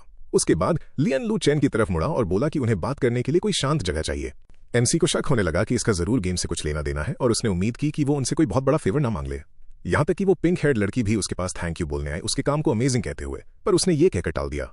लियन ने फिर अपने एक आदमी को उस लड़की को रिवॉर्ड देने को कहा, जबकि वो खुद प्रोटैगनिस्ट से बात करने चला गया। एक रेस्टोरेंट में एमसी ने पूछा कि वो आखिर में है कौन। उस आदमी ने कहा कि वो ये शेयर नहीं कर सकते, पर वो ओनली आई एम सैवेज नाम के किसी इंसान को जानते हैं और उन्हें उसकी हेल्प चाहिए। लू चेन ने पूछा कि वो उनकी हेल्प क्यों करे। लियन ने एक्सप्लेन किया कि गेम के अंदर छिपना शायद काम कर जाए, पर बैंक रिकॉर्ड्स छिपे नहीं रहते। तभी उसे समझ में आ गया कि उन्होंने उसे आखिर ढूंढा कैसे। लियन ने बताया कि उसकी टीम के 500 लोग स्नेक स्वैम्प में फंसे हुए हैं और उन्हें हेल्प चाहिए। अगर लू चेन अग्री करता है तो वो एक कार्ड ले सकता था और उसे किसी सबसे बड़े रियल एस्टेट ग्रुप से घर खरीदने के लिए यूज कर सकता था। प्रोटैगनिस्ट ने कहा कि वो इतने छोटे से फेवर के लिए इतनी बड़ी चीज नहीं ले सकता। लियन ने उसे बताया कि वो अभी भी नहीं समझता कि ये गेम कितनी मैसिव है और अभी आगे बहुत बड़ी चीजें आने वाली हैं। एमसी इस बात पर अग्री कर गया, ये कहते हुए कि उसे किसी का एहसान रखना पसंद नहीं। लियन ने बस इतना पूछा कि जब वो घर खरीदे तो वो किंशन ग्रुप के नाम से खरीदे ताकि उसे 30% डिस्काउंट मिल सके। उसने कहा ठीक है, पर पूछा कि वो लोग एक गेम के अंदर इतना पैसा और एफर्ट क्यों डाल रहे थे। लियन ने एडमिट किया कि वो फुली श्योर नहीं था, पर पूरे देश यहां तक कि मिलिट्री भी इन्वॉल्व थी, तो ये मैटर दिखने में जितना लगता है उससे कहीं बड़ा था। जैसे ही लू चेन जाने के लिए उठा, उसने उन्हें 7 o'clock से 7:30 के बीच फॉरेस्ट में आने को कहा। जब लियन ने एग्जैक्ट दिन पूछा तो प्रोटैगनिस्ट ने कहा कि वहां पहुंचते ही वो समझ जाएंगे। वो दूसरों के मामलों में ज्यादा मिक्सड होना नहीं चाहता था, पर क्योंकि लोग उसको ट्रैक डाउन कर सकते थे इसलिए एक सेफ जगह होना मैटर करता था, इसलिए उसने एक्सेप्ट कर लिया था। ठीक 7:30 बजे उस कंपनी की पूरी टीम फॉरेस्ट के एंट्रेंस पर फंसी हुई थी। आइटम्स मिलना इतना मुश्किल था कि सभी बैडली गियर्ड थे, फिर भी लियन ने उन्हें आगे बढ़ने को कहा। उन्हें लेवलिंग शुरू करनी ही पड़ेगी। तब वो शॉक में फ्रीज हो गए। किसी को समझ नहीं आया कि वो क्या देख रहे हैं। पूरे फॉरेस्ट के सारे मॉन्स्टर्स ऑलरेडी मरे हुए पड़े थे। लियन सोच में पड़ गया कि क्या सच में एक बंदे ने ये सब अकेले किया था। लू चेन पहले ही उस एरिया को क्लियर करते हुए आगे निकल गया था और उसने बॉस को भी गिरा दिया था। 20 मिनट बाद उन्हें उस बॉस की डेड बॉडी भी मिल गई और उन्हें यकीन ही नहीं हो रहा था कि कोई अकेले इन सबको सोलो कर रहा था। 2 दिन बाद कहानी उस माउंटेन एरिया पर आती है। हमेशा की तरह एमसी वुल्व्स ग्राइंड कर रहा था, जबकि उसके क्रीचर्स उस जोन को कंट्रोल कर रहे थे। ये एक 3 स्टार मॉन्स्टर था और सच कहूं तो लग रहा था जैसे गेम ने बस एक स्केलेटन का कलर चेंज करके उसे नया नाम दे दिया था। उस मॉन्स्टर ने एक लॉन्ग फ्लावर पैटर्न वाली स्कर्ट ड्रॉप की जो मूवमेंट स्पीड बूस्ट करती थी। लू चेन स्टन्ड था। इस आइटम को फाइनली ड्रॉप होने में पूरे 2 दिन लग गए थे, इसलिए उसने ज्यादा से ज्यादा पैसे बनाने के लिए तुरंत इसे ऑक्शन पर लगा दिया। इस गेम की सबसे डेंजरस चीज मार्केट चेक करना हो सकती है, बस ये देखने के लिए कि सेल पर क्या लगा है। ये स्कर्ट सिर्फ फीमेल कैरेक्टर्स के लिए थी और ये किसी भी टारगेट को 30 सेकंड्स तक कंट्रोल कर सकती थी। एक लड़की ने इसका प्रीव्यू ट्राई किया, उसको इसका लुक बहुत पसंद आया और उसने तो यहां तक इमेजिन कर लिया कि इसमें से फूलों जैसी खुशबू आएगी, इसलिए उसे ये हर हाल में चाहिए थी। प्रॉब्लम ये थी कि जैसे ही उसने बिड की, बहुत सारे और लोगों ने उसकी प्राइस ऊपर पुश कर दी। अमीर बॉयफ्रेंड्स वाली लड़कियां उनसे इसको खरीदने की भीख मांगने लग गईं। एक ई गर्ल ने तो ये भी पोस्ट कर दिया कि वो बायर को वो सब कुछ देगी जो उसको चाहिए होगा। जब बस 5 सेकंड्स बचे थे, ऑक्शन ऑलरेडी 65,000 हिट कर चुका था। आखिरी कुछ मोमेंट्स में बिड्स और भी ज्यादा शॉट अप कर गईं। वो स्टंट थी कि आखिर कितने लोग इस स्कर्ट को चाहते थे। आखिर में ये डांसिंग फेरी नाम की एक लड़की को 13,000 में बेच दी गई। लू चेन ने एक्सपेक्ट नहीं किया था कि लोग इसके लिए इतना हार्ड फाइट करेंगे, पर उसके लिए ये परफेक्ट बात थी। ऊपर से वो इस एरिया में नेचर क्रीचर्स की ब्लड लाइन भी फॉर्म कर रहा था। उस नई ब्लड लाइन के साथ वो 400 मीटर तक दूर का देख सकता था और उसके सिर से एक छोटा सा प्लांट उगने लगा था। उसके बाद वो उस धुंध वाले एरिया में घुस गया जिसे वो पहले अवॉइड कर रहा था। ये लॉस्ट ईडन का रास्ता था, एक ऐसी जगह जहां लोग आसानी से खो जाते थे और मॉन्स्टर्स उन्हें ट्रिक करते थे। तभी पूरे सर्वर को एक नोटिस गया। ओनली आई एम सैवेज ने लॉस्ट ईडन का मिशन एक्टिवेट कर दिया था। ये एक सर्वर वाइड मिशन था जो आने वाले 10 घंटों के लिए सभी का एक्सपीरियंस डबल कर देगा। रेकमेंडेड लेवल 20 था, पर लोग फिर भी इसमें घुसना चाहते थे क्योंकि पूरा सर्वर ज्वाइन कर सकता था। यहां तक कि इवेंट के लिए सभी सर्वर्स मर्ज भी होने वाले थे। जिंदा रहने के लिए सबसे बड़े गिल्ड्स ने तेजी से अपनी टीम्स फॉर्म करनी शुरू कर दी। लू चेन इस बात से अनॉयड था कि एक बार फिर से सबको पता चल गया कि वो क्या कर रहा है, और उसके ठीक सामने हेविली म्यूटेटेड वेयरवुल्व्स का एक झुंड था। ये लेवल 15 मॉन्स्टर्स थे, ग्रुप्स में आते थे और नॉर्मल वन से कहीं ज्यादा स्ट्रॉन्गर थे। तब उसे याद आया कि ये मिशन सारे वाइल्ड क्रीचर्स को बफ करता है, और क्योंकि वो और उसके वुल्व्स उसी रेस का पार्ट थे तो इसका मतलब था कि उसके समन्स को भी बूस्ट मिलेगा और वो एक सुपर म्यूटेशन स्टेट में एंटर कर जाएंगे। इवेंट के लिए लू चेन के खुद के स्टैट्स भी डबल हो गए थे। क्योंकि मिशन अभी पूरी तरह से स्टार्ट नहीं हुआ था, वो लिंक की लाइव स्ट्रीम चेक करने गया। प्लेयर्स मेन सिटी के बाहर इकट्ठा हो रहे थे। इस बार डे 1 से भी ज्यादा लोग वहां थे। असली प्रॉब्लम ये थी कि लेवल 10 के अंदर वाले प्लेयर्स के पास प्रोटेक्शन नहीं होगी। फिर भी एक बंदा बाकी सबकी तरह जगह के लिए लड़ नहीं रहा था। ऑफकोर्स वो लू चेन था जो पहले से ही फॉरेस्ट के पास था। इकलौती बुरी बात यह थी कि उसके सिर पर उगा वो छोटा सा प्लांट उसे बहुत रिडिकुलस दिखा रहा था। फिर वो बाहर निकल पड़ा और उसने इवेंट के मॉन्स्टर्स को फार्म करना शुरू कर दिया। नेचुरली उसकी इन्वेंट्री तेजी से फुल हो गई। वो एक मिनी बॉस से जा टकराया और उसके ड्रॉप को लेकर क्यूरियस हो गया। उसने उसे लेवल 5 टैलेंट फ्रैगमेंट्स, बहुत सारे इवेंट पॉइंट्स और ऑफकोर्स हर सेलर के फेवरेट 3 ग्रीन आइटम्स दिए। उनमें से एक क्लॉ और एक रिंग ऐसी थी जो क्रिटिकल चांस बढ़ाती थी। क्योंकि इवेंट एक्टिव था, लू चेन ने इन्हें बेचने के बजाय सब इक्विप कर लिया। उन आइटम्स और अपनी ब्लड लाइन की मदद से उसका क्रिट रेट एकदम से जंप कर गया। जब उसने मार्केट चेक किया तो प्राइसेस बहुत क्रेजी हो चुके थे क्योंकि अचानक से हर कोई इवेंट के लिए गियर अप कर रहा था। वो सेल से हर 5 मिनट में करीब 2000 कमा रहा था और फिर और लूट के लिए वापस रश कर जाता। अब तक प्लेयर्स मॉन्स्टर्स हंट करते हुए फॉरेस्ट से आगे बढ़ रहे थे। उन्होंने नोटिस किया कि एक डायरेक्शन में धुंध गहरी हो रही थी और सोचा कि क्या यही रास्ता था। द सर्वर ने फिर अनाउंस किया कि ओनली आई एम सैवेज और भी डीप एरिया में एंटर कर गया है, और यही वजह थी कि मिस्ट और डेंस हो गई थी। लोग उसे अकेला सर्वर इवेंट में चार्ज करने के लिए इनसेन बुला रहे थे और उनका मानना था कि वो जल्दी ही मर जाएगा। वो उस चांस का फायदा उठाकर उसको ढूंढना चाहते थे और वहां फार्मिंग करना चाहते थे। तभी लू चेन को वो एक पिलर मिल गया जिसे डिस्ट्रॉय करना था। उसने ज़ॉम्बी गर्ल पर स्विच किया और उसे अटैक करने का ऑर्डर दिया। उसने पिलर पर सीधा जंप लगाई, पर ठीक उसी वक्त एक लेवल 20 बॉस सामने आ गया। उसके सिर्फ 2 हिट्स ने 2500 से ज्यादा का डैमेज डील कर दिया। लू चेन ने अपने मिनियंस को पीछे हटने को कहा क्योंकि वो 1 शॉट हो जाएंगे। उसका पॉइजन हर सेकंड 600 का डैमेज टिक कर रहा था, पर बॉस के पास 100,000 जीपी थी। हाल ही में चीजें उसके लिए बहुत स्मूथली चल रही थी, इसलिए उसने आइटम्स का एक बड़ा स्टॉक पाइल जमा कर लिया था और अब उन्हें बर्न थ्रू करने का टाइम आ गया था। उसने अपने सारे स्टोर्ड वेब्स फेंकने शुरू कर दिए और अपने क्रीचर्स पर पोशंस यूज करना शुरू किया। फिर भी उसके समन्स को ब्रूटल डैमेज पड़ रहा था और वो लगभग मरने वाले थे। 1 घंटा निकल गया और बॉस अभी भी खड़ा था, जबकि लू चेन की सप्लाईज लगभग खत्म हो चुकी थी। बाहर बाकी प्लेयर्स अभी भी वुल्फ से डील करने में ही स्ट्रगल कर रहे थे। लिंग और उसके फ्रेंड ने नोटिस किया कि वो लोग जितनी देर उस मिस्ट में रह रहे थे उतने ही वीक होते जा रहे थे। सब जानते थे कि उन्हें जल्दी से कुछ सोचना होगा, पर तभी ओनली आई एम सैवेज ने उस एरिया में पिलर डिस्ट्रॉय करके फर्स्ट सक्सीडेड का टाइटल अर्न कर लिया। जब लू चेन रेस्ट कर रहा था, सिस्टम ने उसके रिवॉर्ड्स काउंट करना शुरू किया। उसकी जमा पूंजी का लगभग सब कुछ उसमें लग गया था, पर उसको पे ऑफ पे ट्रस्ट था। वो या तो एक ऐसी स्किल चूज कर सकता था जो उस बॉस जैसा क्रीचर समन करती, या फिर एक पेट ले सकता था, एक छोटा वुल्फ कब जो बड़े होकर कुछ सरप्राइजिंग बनता। लू चेन ने सोचा कि क्योंकि उसके पास ऑलरेडी एक कंट्रोल्ड एरिया था, तो एक ऐसे पार्टनर को बड़ा करना जो उसके साथ रहे एक बेटर पिक हो सकता था, और उसने वुल्फ कब को चूज कर लिया। उसने उसे एक किंग की तरह उठाया और उसके स्टैट्स चेक किए। जैसा एक्सपेक्ट किया था, वो सुपर वीक था और बेसिकली उसके पास कुछ नहीं था। इवेंट में टोटल 8 पिलर्स थे, तो अभी 7 बचे थे। फिर उसने दोबारा अपने वुल्फ को अटैक करने के लिए भेज दिया। उसी वक्त बाकी प्लेयर्स अभी भी वुल्व्स के खिलाफ ऑर्गेनाइज होने की कोशिश कर रहे थे। वो फाइनली लूना मॉन्स्टर्स को हराना शुरू कर रहे थे, पर जब ओनली आई एम सैवेज ने एक और पिलर एक्टिवेट किया तो मिस्ट वापस से और भी ज्यादा घनी हो गई। सब समझ गए कि वो इतनी तेजी से मूव कर रहा था कि वो उसको पकड़ नहीं पाएंगे। फिर सभी प्लेयर्स के लिए एक जायंट पोर्टल खुला और वो लोग रीग्रुप होने वाले थे। यहां तक कि डायनेस्टी गिल्ड के मेंबर्स भी इवेंट में एंटर करने के लिए रेडी हो रहे थे, पर उन्होंने सोचा कि वीक मॉब्स को फार्म करना वेस्ट है, इसलिए उन्होंने सीधा बॉस पर रश करने का चूज किया। तभी एक नोटिस पॉपअप हुआ। Only I am savage already दूसरा पिलर डिस्ट्रॉय कर चुका था, अब सिर्फ 6 बचे थे। इसने उनको पैनिक में डाल दिया और उन्होंने कसम खाई कि उन्हें उस कमीने को पकड़ना ही पड़ेगा। अब तक लू चेन ने एक छोटी चिड़िया भी उठा ली थी। वो सच में एक पेट कलेक्शन बना रहा था। बुरी बात यह थी कि उसके पोशंस खत्म हो चुके थे और शॉप में कुछ बिक नहीं रहा था। तभी उसे प्लेयर्स के चिल्लाने की आवाज आई कि एक वेयरवुल्फ पास ही है। बाकियों ने सबको वार्न किया कि शांत रहें और उसका ध्यान ना खींचें। जो बात उनको कंफ्यूज कर रही थी वो था बॉस का जायंट ओवर द टॉप नाम। तभी लू चेन को और पोशंस लेने का सबसे इजी तरीका याद आया, तो उसने अपनी पूरी आर्मी उन प्लेयर्स को वाइप आउट करने के लिए भेज दी। प्लेयर्स होपलेस थे, अकेले उसके समन्स ही उन्हें क्रश करने के लिए काफी थे। उनका लीडर अभी भी सबको ऑर्गेनाइज करने की कोशिश कर रहा था जब कहीं से एक अटैक आया और उसको पड़ गया। लोग डिस्ट्रॉय हो रहे थे और उस इवेंट बॉस को अनबीटेबल बुला रहे थे। अब क्योंकि बिगिनर डेथ प्रोटेक्शन जा चुकी थी, मरने का मतलब अपने आइटम्स ड्रॉप करना भी था। लू चेन ने अपने क्रीचर से सब कुछ उठवा लिया, स्पेशली पोशंस। एक ही चीज उसे परेशान कर रही थी कि बाकी प्लेयर्स और भी करीब आ रहे थे। वहीं दूसरी तरफ साउथ में प्लेयर्स एक बॉस से फाइट कर रहे थे। उसने उनके साथ ज्वाइन न करने का चूज किया। उन्हें उसको नीचे गिराने में 1 घंटे से ज्यादा लग जाएगा और उसने लाइव स्ट्रीम्स चेक करना शुरू किया कि दूसरे एरियाज में क्या चल रहा है। अपनी स्ट्रीम पर लिंग ने कहा कि उस बॉस को मारने में बहुत ज्यादा टाइम लगेगा, तो वो दूसरे रीजन्स में जा रही है। सदन बॉस लग रहा था कि वो गिरने वाला पहला बॉस हो सकता है। नॉर्थ में एक 4 हाथों वाला ऑर्क था और ईस्ट में एक सींग वाला मॉन्स्टर।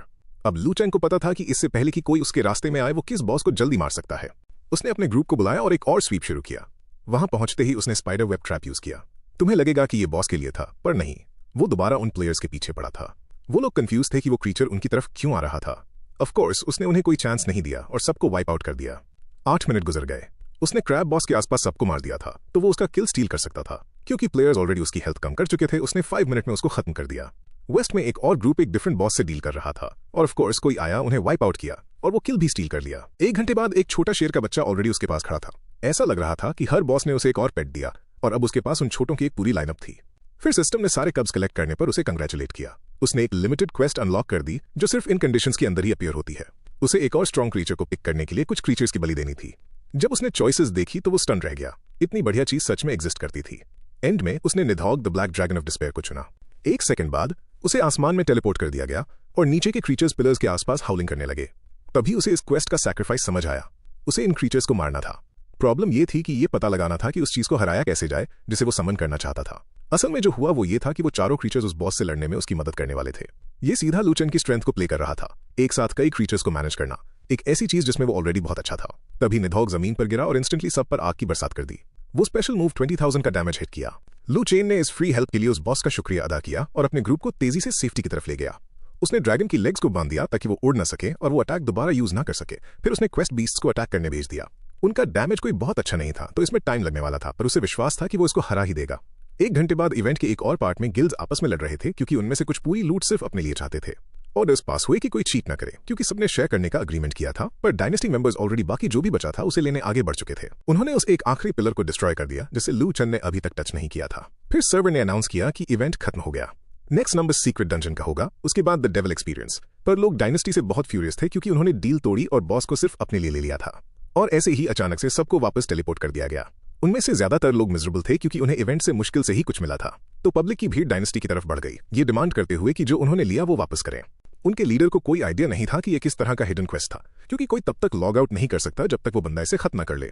वहीं दूसरी तरफ लू चेन अभी भी अंदर ड्रैगन से बैटल कर रहा था। बाहर सिचुएशंस एक टोटल केओस बन चुकी थी, जहां प्लेयर्स हर जगह एक दूसरे से लड़ रहे थे। आसपास के प्लेयर्स ने नोटिस किया कि दूसरे लोग उन डिवाइन बीस्ट को चुराने की कोशिश कर रहे थे और वो सोचने लगे कि क्या उन्हें इसमें कूदना चाहिए। जल्दी ही और भी लोग उस लड़ाई में जुड़ गए। उस पॉइंट पर हर कोई उन गिल्ड मेंबर्स को मारना चाहता था जिनके पास आइटम था और उसको अपने लिए छीनना चाहते थे। इसी बीच लू चेन ने एक लेजेंडरी क्वेस्ट क्लियर कर लिया और उसे ड्रैगन ब्लड मिला, जिसने एक हिडन मिशन ट्रिगर कर दिया जिसका नाम था divine blood of the demonic seed. Seriously, इतने सारे फैंसी नाम एक साथ। डिवाइन और डेमोनिक को क्यों मिक्स करना? उसे गेम के 4 सबसे स्ट्रॉन्गेस्ट क्रीचर्स इकट्ठा करने थे और ड्रैगन उनमें से पहले ही एक था। ऊपर से उसे 4 सबसे स्ट्रॉन्गेस्ट इविल क्रीचर्स की भी जरूरत थी। फिर उसे कई सारे डंजन्स क्लियर करने थे और उसके बाद ही वो डिवाइन ब्लड और डेमोनिक ब्लड अर्न करेगा। लू चेन स्टन्ड था। ये डेफिनेटली हार्ड होने वाला था और इसमें पूरी जिंदगी लगने वाली थी, पर द लॉस्ट ईडन मिशन आखिरकार पूरा हो गया था। उसे उस हिडन एरिया से बाहर निकाल दिया गया और वो वापस सभी को लड़ते हुए देखने आया। उसे समझ नहीं आ रहा था कि ऐसी किस बात ने सबको इतना पागल कर दिया था। जैसे ही लोगों ने उसे देखा, उन्होंने पहचान लिया कि वो वही ह्यूज नाम वाला बॉस है, पर लू चेन के पास वहां रुकने का कोई रीजन नहीं था। वो अपने टेरिटरी की तरफ भागा जहां उसके क्रीचर्स की वजह से उसको फायदा मिलता था। रास्ते में उसने किसी को डायनेस्टी के प्रिंस को चिल्लाते हुए सुना। प्रोटैगनिस्ट बस यही सोचता रह गया कि क्या वो भूल गए थे कि ये किसकी जमीन थी। उसी वक्त लिंग उस बंदे पर अटैक कर रही थी और उसे गो टू हेल बोल रही थी। उनके लिए बुरी खबर ये थी कि लू चेन के वुल्व्स बीच में आ गए और सबको फाड़ना शुरू कर दिया, जिसमें वो लीडर भी था जो लगभग इंस्टेंटली मर गया। उसके बाद एमसी ने सिर्फ वही चीजें ली जो उनके पास बची थी। अब उसे समझ आया कि ईडन इवेंट असल में इन क्रीचर्स पर एक बहुत बड़ा पीवीपी बैटल था और आखिरी टारगेट वही एक क्रीचर था जिसे उसने अभी तक क्लेम नहीं किया था। वो ये कहते हुए आगे भागा कि अगर ये ऐसे काम करता है तो वो इन सबको कंप्लीटली मोनोपोलाइज करेगा। लिंग और उसका एलाई एक प्लेयर को चेस कर रहे थे जो भागने की कोशिश कर रहा था। तभी फाइनल बॉस आ गया और उसके पीछे कसके हिट किया और उसको वहीं ढेर कर दिया। 1 सेकंड बाद सभी मरे पड़े थे और लू चेन ने सारी लूट उठा ली थी। इसने द इविल बीस्ट क्वेस्ट को एक्टिवेट कर दिया। पहले की तरह ही उसे एक क्रीचर चूज करके उसके रियल में एंटर करना था ताकि वो उसे कॉन्कर कर सके। वो फौरन अंदर चला गया। इस बात का पूरा श्योर था कि अब जब वो जानता था कि ये क्वेस्ट्स कैसे काम करती हैं तो वो इसको क्लियर कर ही लेगा। 2 घंटे बाद वो पूरी तरह से थक चुका था और लॉग ऑफ करके सोने के लिए रेडी था। घर वापस आने के बाद उसे पता था कि उसने 1 मिलियन से ज्यादा कमा लिए हैं और वो अपनी बहन को सरप्राइज करना चाहता था जो घर ऑलमोस्ट कभी नहीं आती थी। फिर उसने अपना फोन चेक किया और देखा कि उसकी 16 मिस्ड कॉल्स आई हुई हैं। उसने फौरन वापस कॉल किया और पूछा कि क्या कुछ प्रॉब्लम थी। उसने कहा कि उसे बस थोड़ी कंप्लेंट करनी थी। डायनेस्टी गिल्ड उसकी टीम को लेवल अप नहीं करने दे रही थी। लू चेन ने कहा कि काश वो उसकी मदद कर पाता। उसने उसे कहा कि वो इस बात पर स्ट्रेस ना ले और आराम करे। अभी के लिए उसने अपने बारे में चुप रहने का ही डिसाइड किया ताकि कोई उन्हें कनेक्ट ना करे और उसे डेंजर में ना डाल दे। अगले दिन वो शैतान ऑलरेडी वापस चल रहा था। वो हेलमेट सच में बहुत तेजी से हील करता है। वो लेवल 14 तक पहुंच चुका था और उसने सोचा कि 3 और लेवल्स उसको पूरी तरह से वापस नॉर्मल कर देंगे। उसके लिए ये गेम ऑलमोस्ट मैजिकल जैसी फील दे रही थी, पर वो जानता था कि उसे अभी भी केयरफुल रहना होगा।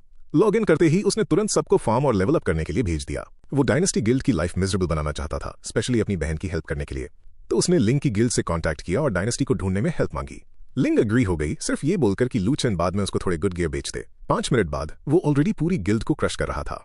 बस इशू ये था कि वो अपनी बहन के करीब आना चाहता था और उसके लिए उसे एक ह्यूमन फॉर्म की जरूरत थी। फिर उसे याद आया कि हर बार जब वो 1000 क्रीचर्स को मारता है तो एक मैचिंग स्किन शॉप में अपीयर होती है, तो शायद काफी सारे ह्यूमंस को मारकर भी उनके लिए एक स्किन अनलॉक हो जाए। उसी पॉइंट से उस गिल्ड की लाइफ प्योर हेल बन गई। यहाँ तक कि 10 घंटे बाद भी वो सिटी छोड़ नहीं पा रहे थे क्योंकि वो उन्हें लगातार मार रहा था। फिर उसने अपनी बहन को कॉल किया और पूछा कि चीजें कैसी चल रही हैं। उसने कहा कि काफी रफ चल रहा था क्योंकि वो लोग उसे अभी भी परेशान कर रहे थे। तो उसने उसको अपना निकनेम भेजने को कहा। वो एक सुपर स्ट्रॉन्ग फ्रेंड को जानता था जो उसकी हेल्प कर सकता था। उसने पूछा कि आखिर उसकी इस सो कॉल्ड मास्टर से मुलाकात हुई कहाँ। उसने उसे कहा कि वो उस पार्ट के बारे में टेंशन ना ले और बस इतना जान ले कि वो बंदा इंसेनली स्ट्रांग है। वो आखिरकार अग्री हो गई और उसने उसे प्रॉमिस किया कि बिग ब्रदर सब कुछ संभाल लेंगे। अपनी आइडेंटिटी छुपाते हुए उसने अपनी बहन को गेम में ऐड किया। उसका नाम था the one who loves big brother the most. ये प्रूफ उसके लिए काफी था। वो डेफिनेटली वही थी। उसने खुद को लू चेन के एक फ्रेंड के रूप में इंट्रोड्यूस करवाया और पूछा कि उसे किस तरह की ट्रबल हो रही थी। यहां तक कि उसकी प्रोफाइल पिक्चर में भी वही क्रेजी छोटी बहन थी जो अपने भाई को लेकर ऑब्सेस्ड थी। उसने एक्सप्लेन किया कि डायनेस्टी गिल्ड एक क्वेस्ट को कंट्रोल कर रही है जो उस एनपीसी से टाइड है जिसकी उन्हें जरूरत थी। प्रोटैगनिस्ट को पहले से ही पता था कि इसमें कौन सा मॉन्स्टर इन्वॉल्व है और वो बॉस कहां स्पॉन होता है। उसने उसे कहा कि वो जल्दी ही उसे ढूंढने आएगा, पर पहले उसे एक और काम फिनिश करना है। फिर वो उस पूरे गिल्ड का कचूमर निकालने भाग पड़ा। उस स्पॉट पर डायनेस्टी मेंबर्स बॉस को मारने में बिजी थे। वो स्टन रह गए जब किसी ने अचानक एक मैडमैन की तरह चार्ज किया। लू चेन उन सबके पास से उड़ता हुआ निकल गया और सीधा अपना क्वेस्ट फिनिश करने चला गया। उस बॉस को एक चांस भी नहीं मिला और उसने सिर्फ कुछ पोशंस ही ड्रॉप किए। ठीक उसी वक्त उसे एक ईमेल आई जिसमें एक वीडियो था और उसने तुरंत उसे ओपन कर लिया। ये उसकी बहन ने भेजा था, तो वो देखने लगा कि गेम में उसकी बहन का कैरेक्टर कैसा लगता था। वो काफी काम रही और उसने बताया कि डायनेस्टी प्लेयर्स ऑलरेडी मरे हुए हैं, तो उसे घबराने की कोई जरूरत नहीं है। पर असल में वो अभी एक ट्रैप में चलकर आई थी। पर्पल ड्रेस में एक लड़की ने उससे कहा कि अगर वो क्वेस्ट फिनिश करना चाहती है तो उसको घुटनों पर बैठकर भीख मांगनी पड़ेगी। इससे पहले कि वो कुछ जवाब देती, उस औरत ने उसे एक कोड़ा मारा और पूछा कि इस निकनेम के पीछे वाला वो भाई कहाँ है। ठीक उसी वक्त लू चेन ने स्किन क्वेस्ट फिनिश कर ली और एक नया फॉर्म खरीद लिया। आखिरकार उसे एक ऑलमोस्ट नॉर्मल लुक मिल ही गया। वो खुशी से झूम उठा। अब वो काफी हैंडसम दिख रहा था और फाइनली एक इंसान पास वो होने लगा।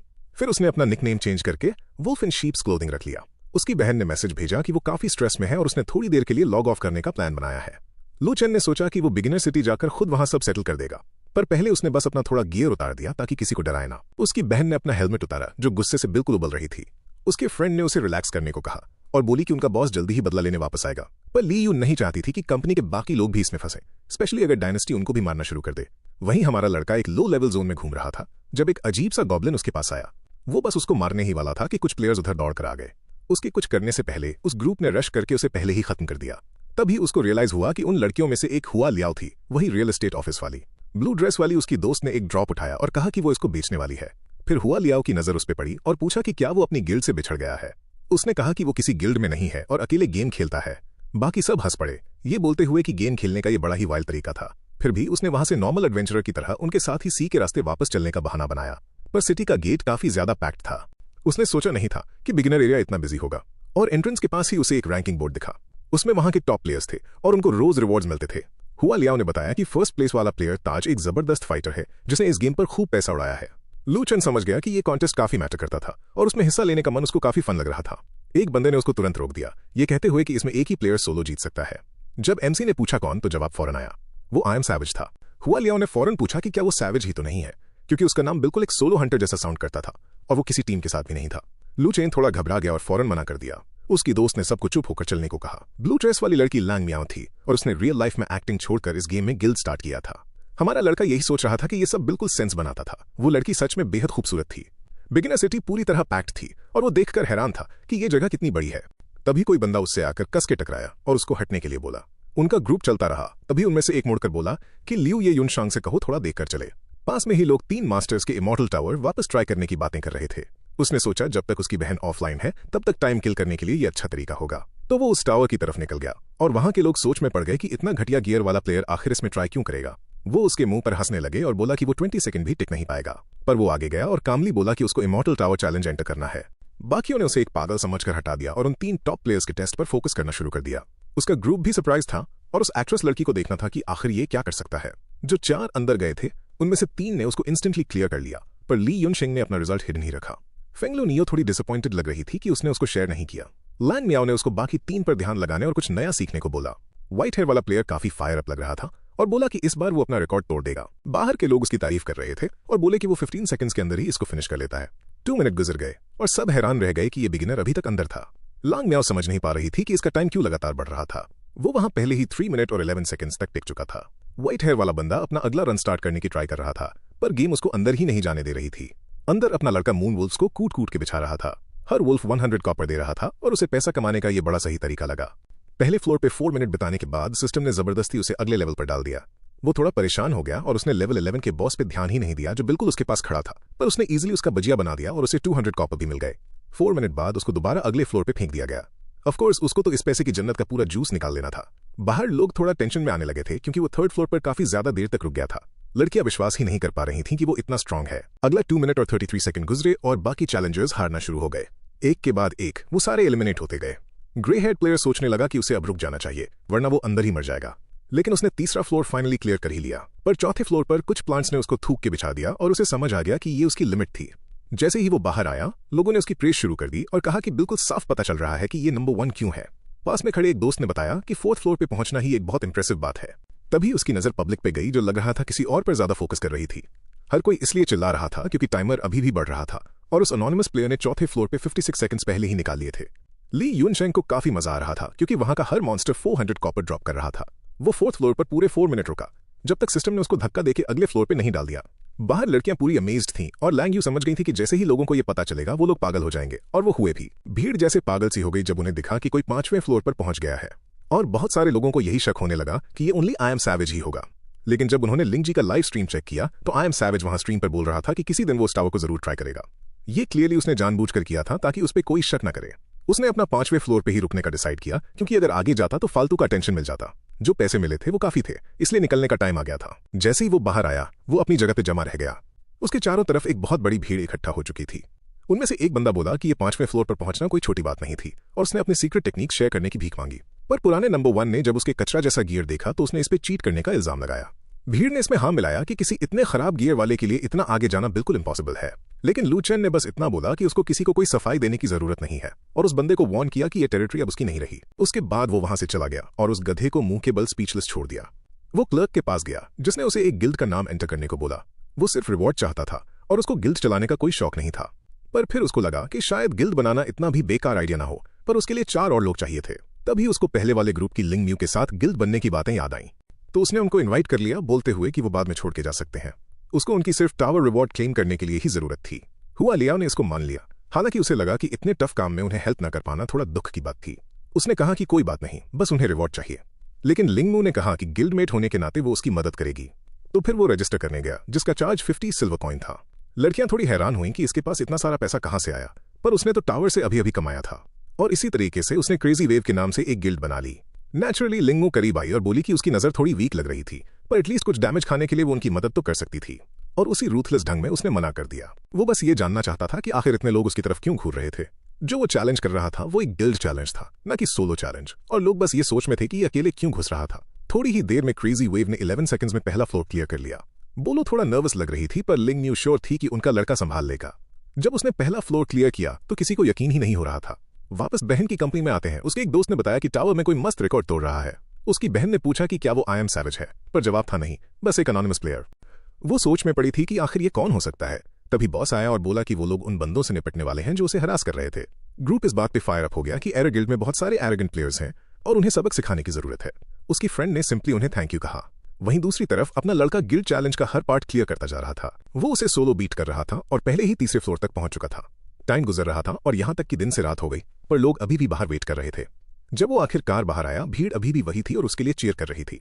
लिंग याओ ने सजेस्ट किया कि उन्हें जाकर वो जगह देखनी चाहिए जहां वो गिल्ड बेस सेटअप कर सकते थे, पर अपने लड़के ने कहा कि उसके पास टाइम नहीं है और वो वापस फार्म करने जा रहा है। पर उसका दोस्त बहुत पम्प्ड था। वो अब आसपास के सबसे स्ट्रॉन्गेस्ट गिल्ड का एक एल्डर बन चुका था। सबसे अजीब बात तो ये थी कि इस टॉप गिल्ड में सिर्फ 4 मेंबर्स थे और वो लोग इसमें थे। वान यू ने कहा कि क्योंकि लीडर को इसकी कोई खास परवाह नहीं थी, तो उन्हें गिल्ड खुद रन करनी चाहिए और उसकी बनाई हुई फेम को यूज करना चाहिए। लिंग याओ इस बात पे पूरी तरह श्योर नहीं थी और बोली कि उन्हें पहले उससे पूछ लेना चाहिए।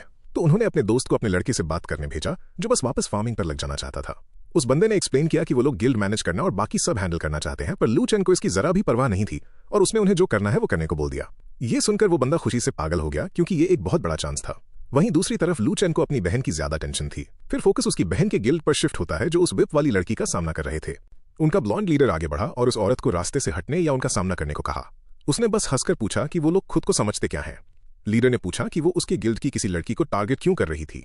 उसने कहा कि उसे उस लड़की का निकनेम या उसका चेहरा पसंद नहीं आया, इसलिए उसने उसकी पिटाई कर दी। इस बात को बकवास बताते हुए लीडर ने सबको अटैक करने को कहा, पर उस लड़की पर फिदा लड़कों की एक भीड़ उसे बचाने बीच में कूद पड़ी। और भी बुरी बात यह थी कि वो डेप्थ डायनेस्टी के गिल्ड लीडर की बीवी थी। लियो ने पूछा कि उन्हें क्या करना चाहिए और लीडर ने उसे शांत रहने को कहा। फिर वो डायनेस्टी लीडर की तरफ मुड़ा और मैटर को पीसफुली सेटल करने की कोशिश की।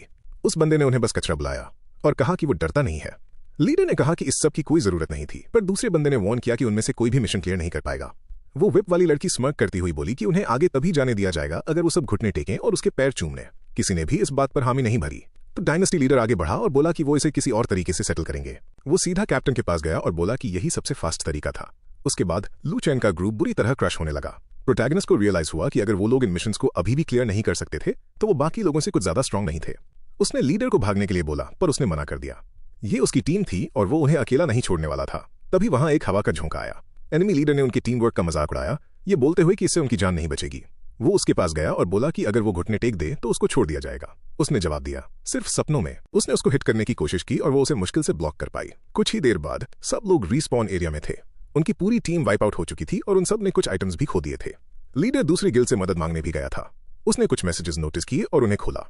ये एमसी था जो बोल रहा था कि वो आ रहा है, पर उसने रिप्लाई किया कि ये पागलपन था। वहां पूरी डेप्थ डायनेस्टी गिल्ड मौजूद थी। उसने जवाब दिया कि सब ठीक है और कुछ भी चेंज नहीं होगा। इसने उसे और भी ज्यादा कंफ्यूज कर दिया। क्या वो समझा नहीं कि उसका क्या मतलब था? उसने दोबारा एक्सप्लेन करने की कोशिश की, पर उसने सिर्फ इतना कहा, तुम्हें कभी नहीं पता चलेगा कि आगे क्या हो सकता है। तभी उसका लीडर वापस आया और बोला कि दूसरे गिल्ड मास्टर्स डेप्थ डायनेस्टी के खिलाफ खड़े नहीं होंगे। उसने कहा ठीक है, अभी के लिए उसे बस जाकर मॉन्स्टर्स को ग्राइंड करना चाहिए और लेवल अप करना चाहिए। उसे पता था कि वो लोग हमेशा के लिए उस बॉस पर कैंप करके नहीं बैठ सकते, तो उसने इस मिशन को अभी के लिए छोड़ दिया। फिर उसने बाकियों से कहा कि वो अब उन्हें परेशान नहीं करेगी और लॉग आउट कर गई। सबको बुरा लग रहा था क्योंकि वो हेल्प करना चाहते थे, पर वो कुछ कर नहीं सकते थे। तभी एक मास्क्ड प्लेयर वहां चलकर आया। डायनेस्टी ग्रुप के पीछे खड़े होकर उसने पूछा कि क्या वही लोग थे जिन्होंने उस लड़की को मारा जो अपने भाई की इतनी परवाह करती थी। वो कोड़े वाली लड़की हंसी और उसने पूछा कि क्या वो वही भाई था और क्या वो लोग सच में उसके पीछे मरना चाहते थे।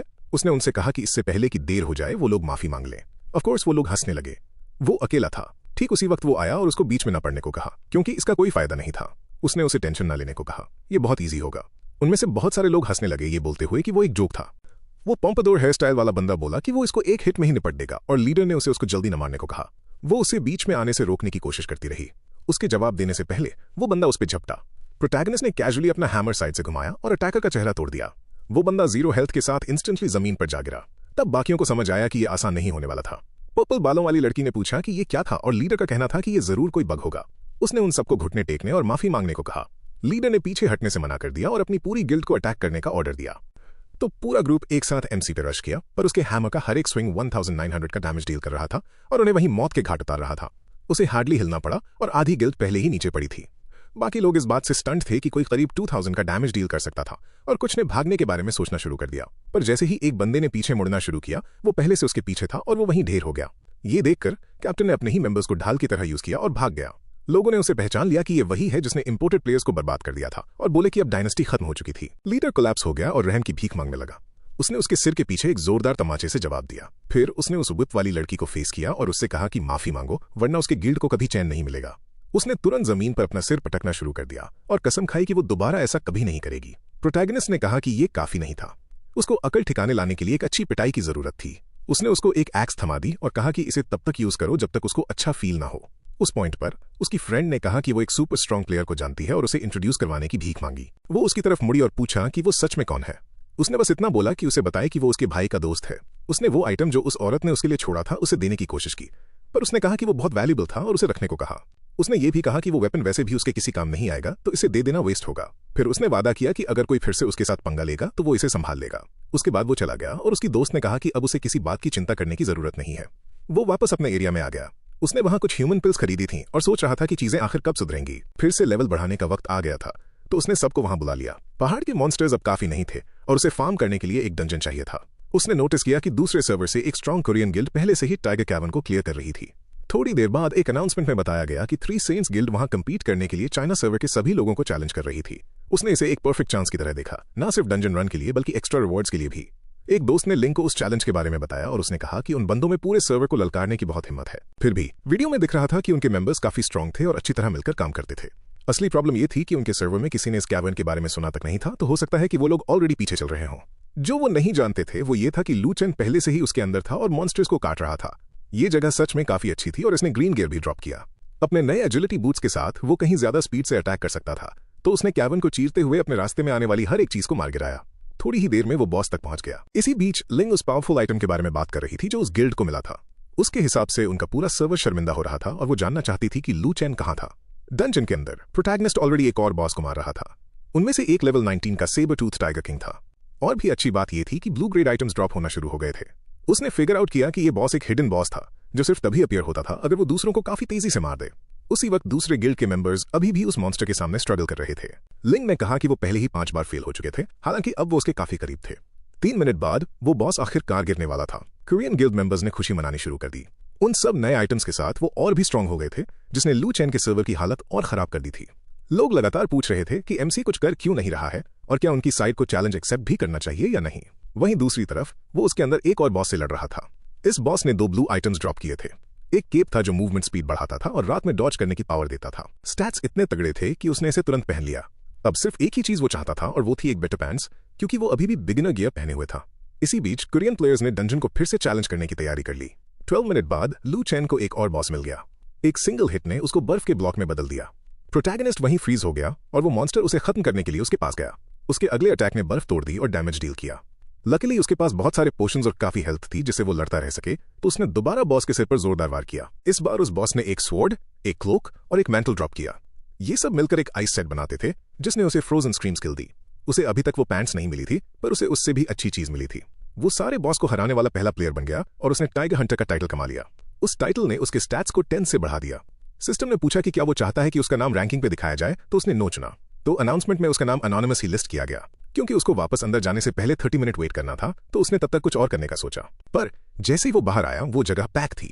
लोगों ने उसे अनोनिमस टावर प्लेयर के रूप में पहचान लिया और उसको ब्लू गियर पहने देखकर शॉक रह गए। वो किसी के साथ माथापच्ची नहीं करना चाहता था, तो वो वहां से चला गया। दूसरों ने कहा कि उसको भूल जाओ और चैलेंज पे फोकस करो। जब वो वहां पहुंचा उसने रैंकिंग चेक की और उसे पता चला कि ये सर्वर वाइड अपडेट नहीं होता बल्कि सिर्फ एंट्रेंस पर अपडेट होता था। सबको पता था कि थ्री सेंट्स गिल्ड को 46 मिनट्स लग गए थे और वो अभी भी फाइनल बॉस पे थे। उन्होंने आखिरकार इसे 47 मिनट में क्लियर कर लिया। लोग बहुत गुस्सा थे कि दूसरा सर्वर इतना एटीट्यूड दिखा रहा था। फिर ये खबर फैली कि फर्स्ट प्लेस एक्चुअल में एक अनोनिमस प्लेयर की थी। ऑफ कोर्स हर कोई जानना चाहता था कि वो आखिर है कौन। कुछ लोगों का कहना था कि ये फेक होना चाहिए क्योंकि इसका कोई वीडियो ही नहीं था। वो ब्लॉन्ड लड़की जिसने ये खबर शेयर की थी जानती थी कि वो अनोनिमस प्लेयर 30 मिनट में वापस आएगा। लिंग ने अपनी फ्रेंड को पकड़ा और बोली कि उन्हें उस बंदे को देखना ही पड़ेगा। जब एमसी वापस आया सब उसके ब्लू गियर को घूर रहे थे।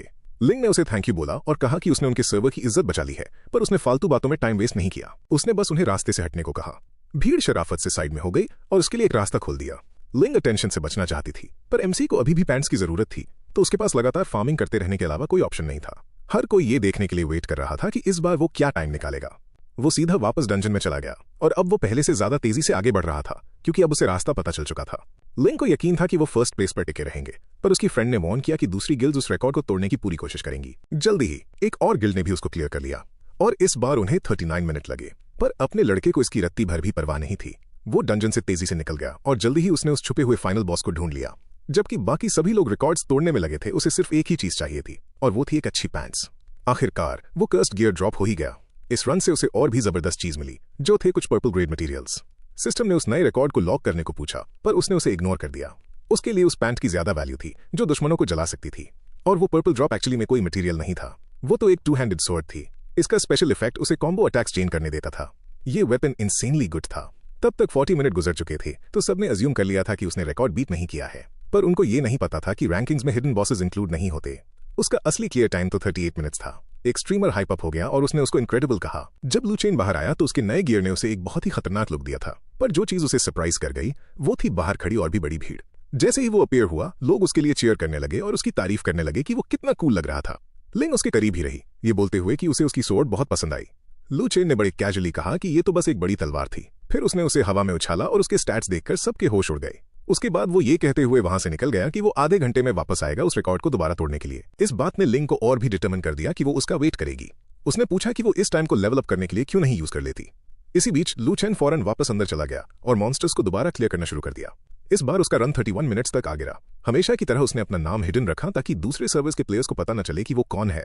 उसे अभी भी और हिडन बॉसेस चाहिए थे, पर वो खुद जानता था कि ये कुछ ज्यादा ही उम्मीद करना होगा। बाहर लड़कियां इस बात से एक्साइटेड थीं कि उसने एक और रिकॉर्ड तोड़ दिया था। फिर 40 मिनट बाद होने वाला रन उसने सिर्फ 10 मिनट में फिनिश कर लिया और वो बाहर आ गया, जिसपे लिंग के मुंह से अचानक निकल गया, क्या वो मर गया था? बाकी सबको भी लगा कि उसने जरूर कोई गड़बड़ कर दी होगी और वो एलिमिनेट हो गया होगा, पर जब लिंग ने रैंकिंग्स चेक की तो वो वहीं जम गई। लू चेन ने इसे 9 मिनट 42 सेकंड्स में क्लियर कर लिया था। कोरियन प्लेयर्स को इस बात पे यकीन ही नहीं हो रहा था। सब जानते थे कि इस रिकॉर्ड को बीट करना ऑलमोस्ट इम्पॉसिबल था। इस सब में सिर्फ एक वही अकेला शख्स था जो एक्साइटेड नहीं था, क्योंकि उसको अभी भी और सीक्रेट बॉसेस चाहिए थे। वो निराश होकर वहां से चला गया, जिससे सब कंफ्यूज रह गए कि आखिर वो इतना नाखुश क्यों दिख रहा था। तभी उसने नोटिस किया कि काफी रात हो चुकी थी और उसने सोचा कि अब टाइम आ गया है उसकी लूट बेचने का। पर ठीक उसी वक्त एक नया नोटिस पॉपअप हुआ, अगले 24 घंटों के लिए डबल एक्सप्रेस। उसने डिसाइड किया कि वो पहले वीकर गियर बेचेगा। हालांकि लेवल 15 ब्लू इक्विपमेंट को प्राइस करना काफी मुश्किल था, तो उसने सोचा कि वो कल तक वेट करेगा जब और ज्यादा प्लेयर्स उस लेवल तक पहुंच जाएंगे और तब देखेगा कि इसकी क्या वैल्यू होगी। ऊपर से बहुत से लोगों को उसके कलेक्ट किए हुए मटेरियल्स की जरूरत थी। जैसे ही उसने 7 मटेरियल्स का एक स्टैक लिस्टिंग पर डाला, वो इंस्टेंटली बिक गया। उसे उम्मीद नहीं थी कि वो इतनी तेजी से बिकेंगे, तो उसने सब कुछ सेल के लिए डालना शुरू कर दिया। बस कुछ ही मिनट्स में उसने 500,000 कॉइन्स और कमा लिए। ये देखकर कि कितना पैसा आ रहा था, उसने अपना प्लान चेंज कर दिया, तो वो वापस डंजन की तरफ चल पड़ा और फिर से मॉन्स्टर्स को फार्म करना शुरू कर दिया। टाइगर कैवन सच में एक एकदम परफेक्ट स्पॉट था। फिर उसे एक कॉल आई। ये वही आदमी था जिसने ब्रोकरेज में उसकी हेल्प की थी। उसने कहा कि वो डबल पेमेंट करने को तैयार थे, पर लू चेन को सिर्फ उनको ही अपनी चीजें बेचनी पड़ेंगी। उसने ये भी वार्न किया कि उसकी आइडेंटिटी शायद लीक हो गई थी और पूछा कि क्या उसे कोई सेफ जगह चाहिए। एमसी को पता था कि इतना पैसा इन्वॉल्व होने पर दोनों वो और उसकी बहन डेंजर में आ सकते हैं, इसलिए उसने छिपने के लिए किसी जगह के बारे में पूछा और आदमी मान गया। अपना हेलमेट उतारने के बाद उसके पास खड़े उस आदमी ने कहा कि भले ही लू चेन स्ट्रांग हो, पर जब सर्वर्स मर्ज होंगे तो उनके लिए ट्रबल हो सकती थी। उसने हामी भरी। ये बच्चा ही उनकी आखिरी उम्मीद था और अब उन्हें चाहे जो हो जाए उसी पर डिपेंड करना पड़ेगा। अगले दिन सुबह अपना लड़का उठा और उसने देखा कि वो सेल से ऑलरेडी 2.34 मिलियन कमा चुका है। ठीक उसी वक्त कोरियन ग्रुप इकट्ठा हो रहा था। उनका प्लान सिंपल था, डंजन के एंट्रेंस पर कैंप करना ताकि लू चेन को टाइगर डंजन में एंटर करने से रोका जा सके। उन्होंने बड़ी सावधानी से रोल सेट किए, जिसमें यह भी तय हुआ कि समनर्स क्या करेंगे। ग्रुप पूरी तरह से कॉन्फिडेंट था, वो चाहे जितना भी स्ट्रांग क्यों ना हो, पर नंबर उनके पास था। फिर उन्होंने एक अनाउंसमेंट की और बाकी सर्वर को भी अपने साथ ज्वाइन करने को कहा। बहुत से लोग मान गए, क्योंकि उन्हें यह बिल्कुल पसंद नहीं था कि कोई एक प्लेयर सब कुछ अकेले दबाकर बैठ जाए। बाकियों का कहना था कि इतना स्ट्रांग बंदा कभी भी छुप के नहीं रहना चाहिए, इसलिए उसकी आइडेंटिटी का पर्दाफाश होना चाहिए। इस बात के साथ ही एक के बाद एक गिल्ड्स उनके साथ शामिल होने लगे। वहीं दूसरी तरफ लू चेन एक दूसरे एरिया में फार्म कर रहा था और पहले से ही काफी थक चुका था। उसे पता था कि लोग कैबिन पर उसका वेट कर रहे होंगे, इसलिए वहां जाने का अब कोई मतलब नहीं बनता था। इसके बजाय उसने अपने क्रीचर्स को फॉरेस्ट में फार्म करने के लिए छोड़ दिया, जबकि वो खुद पास में रेस्ट कर रहा था। वापस कैबिन पर हर कोई वेट कर रहा था, पर वो लड़का वहां आया ही नहीं। उनके लीडर ने बड़े अहम तरीके से कहा कि उनका प्लान काम कर गया, क्योंकि वो वहां लेवल अप नहीं कर रहा था। वहीं दूसरी तरफ कोरियन सर्वर के प्लेयर्स ने हर जगह ट्रबल क्रिएट करना शुरू कर दिया। लू चेन ने कहा कि यह सब हर जगह हो रहा था और अब कोई आराम से फार्म भी नहीं कर पा रहा था। एक पल बाद किसी ने लगभग पीछे से उस पर स्ट्राइक कर ही दिया, या यूं कहो उन्होंने उसको हिट किया ही था और उसे रियलाइज हुआ कि वो खुद भी फार्म नहीं कर पाएगी। उनके सर्वर लीडर ने उनकी मदद के लिए 400,000 प्लेयर्स तक ला खड़े किए थे। घर पर वापस लिंग सोच रही थी कि लू चेन अभी तक किसी की मदद क्यों नहीं कर रहा था। सच्चाई तो ये थी कि वो सो रहा था और अभी उठा ही था। तभी उसने सिस्टम मैसेजेस की बाढ़ आई हुई देखी। तब जाके उसे पता चला कि उस पे सर्वर पर हमला हो गया था। उसके ठीक बाद उसकी बहन का कॉल आया। उसने पूछा कि क्या हुआ, तो उसने बताया कि एक दूसरे सर्वर के प्लेयर्स ने उसको बुरी तरह पीटा था, इसलिए अब वो फार्म नहीं कर पा रही थी। वो डबल एक्सप्रेस इवेंट का फायदा उठाना चाहती थी, पर अब वहां कोई सेफ जगह बची ही नहीं थी। लू चेन ने कहा कि वो किसी फ्रेंड से बात करके सब ठीक कर देगा और उसके लिए कुछ अच्छा गियर भी ले आएगा, पर उसने बीच में बात काटते हुए कहा कि ये होपलेस है। जैसे ही वो रिस्पॉन होती थी, वो लोग उसे दोबारा मार देते थे और वो वहां से हिल भी नहीं पा रही थी। प्रोटैगनिस्ट ने उसे अपनी एग्जैक्ट लोकेशन सेंड करने को कहा और बोला कि वो किसी फ्रेंड को वहां भेज देगा। फिर उसने कसम खाई कि इन कमीनों को इसकी पूरी कीमत चुकानी पड़ेगी। अटैकर्स ने अपने लीडर को रिपोर्ट किया कि कोई वहां आ रहा है, पर वो अभी भी कॉन्फिडेंट था। वो अपने लड़के का गिल्ड था, जिसे वही 3 क्लोज फ्रेंड्स लीड कर रहे थे जिन्होंने पहले उसकी हेल्प की थी। फिर भी उन्हें जल्दी ही रियलाइज हो गया कि उनके पास भी इसको रोकने का कोई ज्यादा चांस नहीं है, पर लिंग ने हार मानने से इनकार कर दिया। उसे विश्वास था कि अपना लड़का वहां आएगा और वो वहां पहुंच गया। उसने आकर कहा कि वो ये सब अकेले संभाल लेगा। जैसे ही लोगों ने किसी को वहां आते हुए देखा, वहां पे हल्ला गुल्ला शुरू हो गया। उनका लीडर ऑलरेडी कांप रहा था, ये बोलते हुए कि अनोनिमस प्लेयर वहां आ चुका है। उसने पूरी गिल्ड को अटैक करने का ऑर्डर दे दिया, ये सोचते हुए कि सिर्फ नंबर्स ही उसको तबाह करने के लिए काफी होगा। पर आगे जो हुआ वो अनरियल फील हो रहा था। कोई भी उसे एक सिंगल पॉइंट का डैमेज भी डील नहीं कर पा रहा था। लू चेन चुपचाप बस वहां खड़ा रहा, जबकि सब लोग पूछने लगे कि आखिर हो क्या रहा है। यहां तक कि उसके एलाइज को भी यकीन नहीं हो रहा था कि उसका डिफेंस इतना ज्यादा है। एनिमी लीडर सोच में पड़ गया कि क्या ये डिवाइन बीस्ट द्वारा क्रिएट किया हुआ पावर गैप था। एमसी का दिमाग गर्म हो गया और बोला कि अब उन्हें उनके सर्वर पर घुसने की कीमत चुकानी पड़ेगी। एक ही बड़ी स्लैश के साथ उसने लीडर की गिल्ड को वाइप आउट कर दिया। एक ही पल में उनमें से लगभग सब ढेर हो गए और जो जिंदा बचे थे उन्हें समझ नहीं आ रहा था कि अब क्या करें। पर लू चेन आगे बढ़ता रहा, अपने रास्ते में आने वालों को गाजर मूली की तरह काटता चला गया। उसने उन्हें वार्न किया कि उन्हें प्लान सोचने तक का टाइम नहीं मिलेगा। अब लड़कियां चीयर कर रही थीं, ये कहते हुए कि वो दोबारा इस सर्वर को बचा लेगा। उसने सबको ऑर्डर दिया कि सारे ड्रॉप्ड गियर्स को एक ढेर में जमा करो। वो कंफ्यूज थे और पूछने लगे कि ऐसा क्यों करना है, क्योंकि इस प्रोसेस में उन्होंने अपने आइटम्स भी गंवा दिए थे। लू चेन ने कहा कि वो इसे बेट की तरह यूज करेंगे और असली बदला लेंगे। बाकी सब मदद करने को मान गए और उसने उन्हें थैंक यू बोला। वहीं दूसरी तरफ उसकी बहन अभी भी वहां जमीन पर पड़ी थी, इतनी वीक कि आंसर भी नहीं कर पा रही थी। तभी वो वहां आ गया और उसके आसपास मौजूद सब लोगों को मार गिराया। उसने उसे पिछली बार वाले उसी बंदे के रूप में पहचान लिया, पर अब वो पहले से भी ज्यादा ताकतवर था। लू चेन ने उसे कहा कि इन लोगों ने जो भी ड्रॉप किया है उसे वो अपने नुकसान की भरपाई समझकर रख ले। उसने पूछा कि क्या वो सच में उसके भाई का दोस्त है, तो उसने हामी भरते हुए कहा हाँ, और बोला कि वो उसे बाद में थैंक यू बोल सकती है। उसके बाद वो वापस डंजन एंट्रेंस की तरफ निकल पड़ा। जब वो वहां पहुंचा तो ग्रुप ने सारे ड्रॉप गियर का एक बड़ा ढेर बना दिया था। उसने अपनी तलवार निकाली और उनसे कहा कि हर सर्वर यहां तक कि फॉरेन सर्वर्स तक ये खबर फैला दो कि यहां लूट का एक पहाड़ उनका वेट कर रहा है। बहुत से लोगों को लगा कि ये जरूर कोई एग्जैजरेशन होगी, पर वहां सच में इतने आइटम्स थे कि पूरे सर्वर का गियर अप हो सकता था। लिंग ने कहा कि उनका इम्तिहान लेने का ये सबसे बेस्ट तरीका था। फिर उसने एक लाइव स्ट्रीम शुरू कर दी, लूट का ढेर दिखाया और सबको इन्वाइट किया कि हिम्मत है तो आओ और ले जाओ। स्ट्रीम देखने वालों ने उस तलवार को तुरंत पहचान लिया। कुछ ही देर में प्लेयर्स फाइनली वहां आने लगे। लिंग फिर प्रोटैगनिस्ट की तरफ मुड़ी और पूछा कि अब उसका क्या प्लान है। उसने बाकी सबको वार्निंग दी कि जो कुछ उठा सकते हो उठा लो और यहां से चले जाओ ताकि सेफली बच सको। फिर वो आगे बढ़ा और बोला कि वो उन कमीनों को कुचल देगा जिन्होंने उसके सर्वर के साथ छेड़छाड़ की है। दुश्मन उस पर झपटे, पर इस बार वो अपना सब कुछ यूज कर रहा था। वो उन्हें आसानी से चीरते हुए आगे बढ़ गया। ये सब ऊपर से देखते हुए कोरियन सर्वर लीडर को रियलाइज हो गया था कि उनके पास जीतने का कोई चांस नहीं है। लू चेन जानना चाहता था कि आखिर वो यहाँ आए क्यों थे, क्या सिर्फ डबल एक्सप्रेस इवेंट को बर्बाद करने? उस आदमी ने जवाब दिया कि वो सिर्फ इसलिए इतना गुरूर दिखा रहा है क्योंकि उसके पास डिवाइन बीस्ट स्टैट्स हैं। हालांकि ये उसकी ताकत का असली रीजन नहीं था, पर प्रोटैगनिस्ट ने सोचा कि ये ऐसी अफवाह है जिसे फैलने दिया जा सकता है। वो बोले कि इससे कोई फर्क नहीं पड़ता कि उसने कितनों को मारा है, उनका सर्वर ही एंड में जीतेगा क्योंकि यहाँ का इवेंट तो अब ऑलरेडी बर्बाद हो चुका है। लू चेन ने उनसे अपने पूरे सर्वर का हिसाब चुकाने को कहा, वरना वो उनकी ऐसी हालत करेगा कि वो भुगतेंगे। उन्होंने उसका मजाक बनाया, कहते हुए कि वो बिल्कुल बेवकूफ है अगर उसे लगता है कि वो लोग कभी माफी मांगेंगे। एमसी ने जवाब दिया कि 5 दिन के अंदर वो पक्का माफी मांगेंगे। फिर उसने उन्हें मार दिया और बोला कि उन्हें बहुत जल्द सब समझ में आ जाएगा। जैसे ही प्लेयर्स वापस आए, हर जगह लूट ड्रॉप होने लगी और लड़कियां हैरान रह गईं। पर लू चेन ने कहा कि ये अभी तक खत्म नहीं हुआ है, उसे अभी और भी बहुत कुछ करना बाकी है। घर वापस आकर उसने डिसाइड किया कि कल वो इनके साथ हमेशा के लिए हिसाब बराबर कर देगा। 10 घंटे गुजर गए। अब वो अपना बदला लेने के लिए उनके सर्वर में एंटर कर चुका था। उसे पता था कि lost garden of Eden event वहां एग्जिस्ट करता है और ये बिल्कुल सही टाइम है, तो उसने उनके सर्वर पर वही सेम पिलर ढूंढ निकाला। जैसे ही उसने इसे एक्टिवेट किया, सबको इस इन्वेजन का नोटिस चला गया। ये बिल्कुल वही सेम इवेंट था जिसने उसके अपने सर्वर को हिट किया था। अगर सभी 8 पिलर्स डिस्ट्रॉय हो गए तो पूरा सर्वर इसमें फंस जाएगा। किसी को नहीं पता था कि लू चेन ने इसे ट्रिगर किया था और सभी लोग एक डिवाइन बीस्ट पाने के लिए एक्साइटेड थे। पर प्रोटैगनिस्ट ने उस पिलर को गार्ड करने और किसी को भी उसे क्लियर करने से रोकने का प्लान बनाया था, क्योंकि किसी को ये नहीं पता था कि लॉस्ट गार्डन मिशन को स्टार्ट कैसे करना है। प्लेयर्स कंफ्यूजन में यहां वहां भागने लगे। थोड़ी देर ढूंढने के बाद उन्हें आखिरकार कुछ वुल्व्स मिल गए। उनके लीडर ने सबको स्ट्रीम स्टार्ट करने को कहा ताकि पूरी दुनिया उन्हें एक डिवाइन बीस्ट गेम करते हुए देख सके। वापस लू चेन के सर्वर पर लड़कियां परेशान थीं कि वो प्लेयर्स और भी ज्यादा स्ट्रांग हो जाएंगे। दूसरे लोग पहले से ही बड़ी बड़ी बातें कर रहे थे, ये बोलते हुए कि वो जल्द ही बदला लेने वापस आएंगे। तभी उनमें से एक ने किसी को उस पिलर के सामने खड़े हुए नोटिस किया। वो एमसी था। उसने उनसे कहा कि अगर उन्हें अंदर जाना है तो पहले उससे निपटना होगा। सबने उसे अनोनिमस के रूप में पहचान लिया और पूछा कि वो वहां क्यों है। उनके लीडर ने उन्हें घबराने से मना किया, ये कहते हुए कि वो धुंध लू चेन के गियर को अंदर से खा जाएगी। तो उन्होंने उस पर रश कर दिया, ये सोचते हुए कि उसके पास बचने का कोई चांस नहीं है। पर जो बात उन्हें नहीं पता थी वो ये थी कि धुंध जितनी घनी होती वो उतना ही स्ट्रांग हो जाता। लोग ये समझ नहीं पा रहे थे कि अचानक से उसका डैमेज डबल क्यों हो गया था। लीडर बार बार चिल्लाता रहा कि कोई भी पीछे नहीं हटेगा, पर प्लेयर्स बुरी तरह क्रश होते जा रहे थे। यहां तक कि जो लड़कियां ये देख रही थीं वो भी अमेज्ड थीं और उस बॉस को सुपर कूल बुला रही थीं।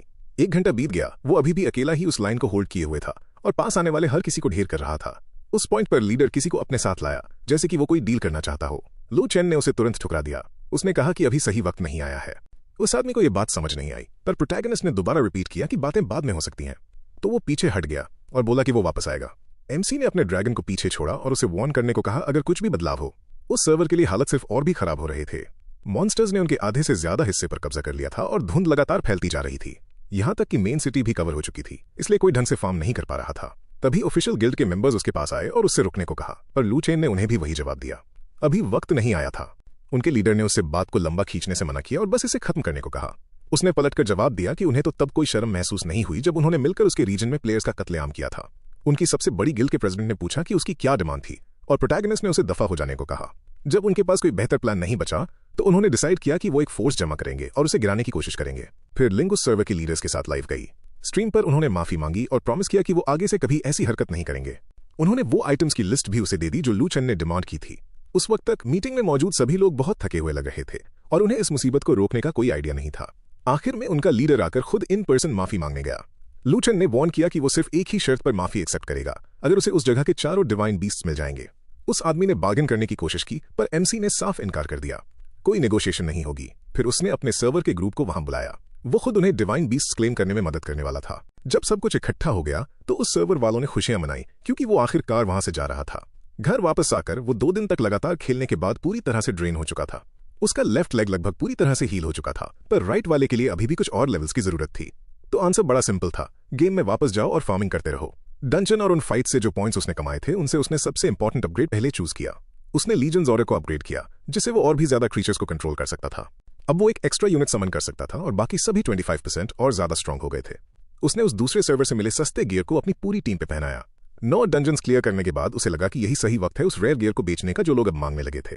उसके पास 42 से ज्यादा स्वॉर्ड्स थी तो उसने उन्हें ऑक्शन करने का चूज किया क्योंकि इससे सबसे ज्यादा पैसा मिलता। गिल्ड के नाम का यूज करते हुए उसने इस सेल के बारे में एक बड़ा नोटिस भेजा। लोगों ने तुरंत पूछा कि क्या वो उस ट्विन स्वॉर्ड को भी बेचेगा जो वो हमेशा यूज करता था। उस रात उसने एक और ऑक्शन किक ऑफ की। हमेशा की तरह बिड्स लगातार बढ़ती गईं। उसे मिला एक सुपर रेयर केप 81,000 में बिका और क्लोक के साथ एक और सेट 100,000 में गया। फिर उसने इस हाइप का फायदा उठाया और वो स्वॉर्ड भी लगा दी जिसे वो खुद यूज कर रहा था।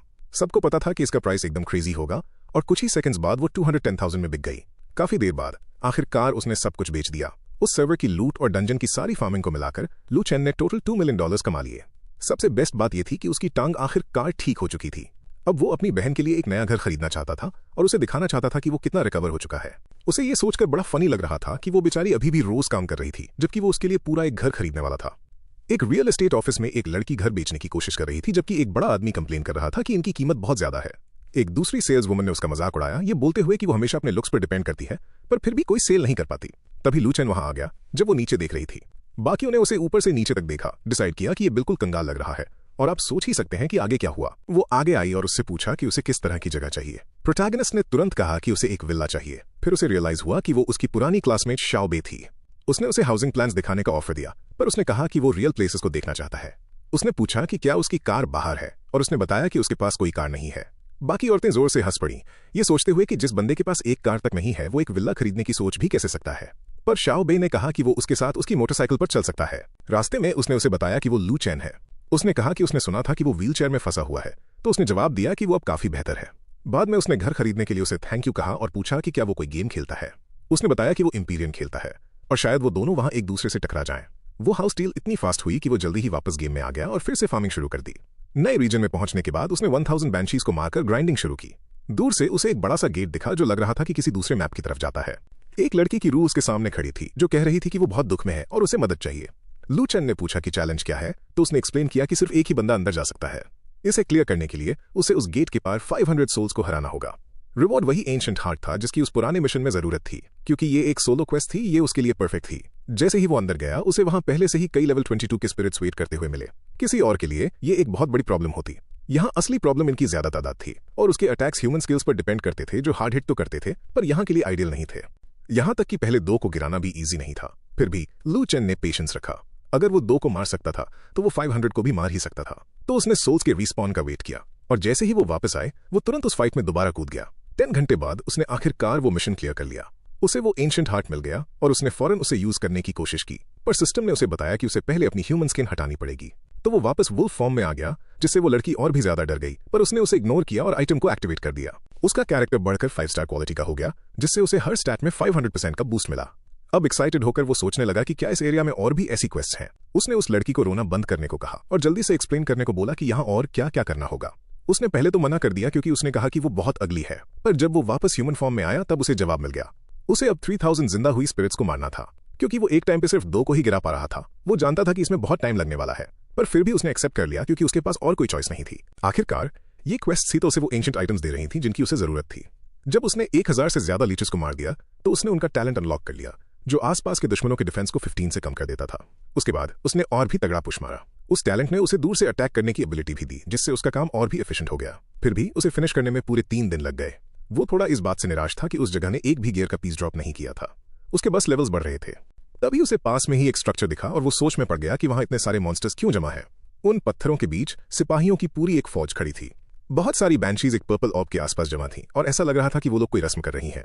उन्हें एक लेवल 27 का बॉस, जिसका नाम वैनगार्ड लीडर था, लेड कर रहा था। उस पल लू चेन को इस बात की टेंशन हुई कि कहीं गेम उसे उससे लड़ने पर मजबूर ना करे। उस क्रीचर ने गॉड ऑफ द अनडेड को पुकारा और उस कुर्बानी को कबूल करने के लिए कहा। फिर उसने अपनी स्वॉर्ड जमीन में गाड़ दी। वहां मौजूद हर कोई एक अलग ही एनर्जी के साथ चमकने लगा। उसके ठीक बाद वो बॉस और सारे क्रीचर्स वहां से गायब होने लगे। लू चेन ने डिसाइड किया कि वो इस सब के चक्कर में नहीं पड़ेगा और वापस उस लड़की के पास गया ये बताने के लिए कि मिशन डन है। उसकी वेयरवुल्फ ब्लडलाइन दोबारा इवॉल्व हुई और उसे टाइगर टैलेंट भी मिल गया, जो अब उसे क्रिटिकल हिट्स डील करने की ताकत देता था। उसने पूछा कि क्या उसे कोई और हेल्प चाहिए, पर उसने कहा कि उसने पहले ही बहुत कुछ मांग लिया था। एमसी ने बहुत ही ईगरली उसको बोला कि ये बिल्कुल ठीक है, उसे तो बस ऑर्डर देना था। खतरों के साथ खेलना तो वैसे भी उसकी सबसे फेवरेट हॉबी थी। अगला क्वेस्ट उस समनिंग को रोकने का था जो हो रहा था। उसके लिए उसे उस एक्टिव फॉर्मेशन से 5000 मना चुरानी थी। उसका रिवॉर्ड 10 पिल्स थी, जिसमें से हर एक उसका मना 10,000 से बढ़ा देगी। क्योंकि उसे असली में माना की ही जरूरत थी, वो तुरंत वहां चला गया। जब वो उस फॉर्मेशन तक पहुंचा तो उसने देखा कि वो डार्क बॉस अभी तक समन नहीं हुआ था। तो वो सेंटर में गया और कल्टिवेटिंग शुरू कर दी, जिससे वो उसकी माना को निचोड़ पा रहा था।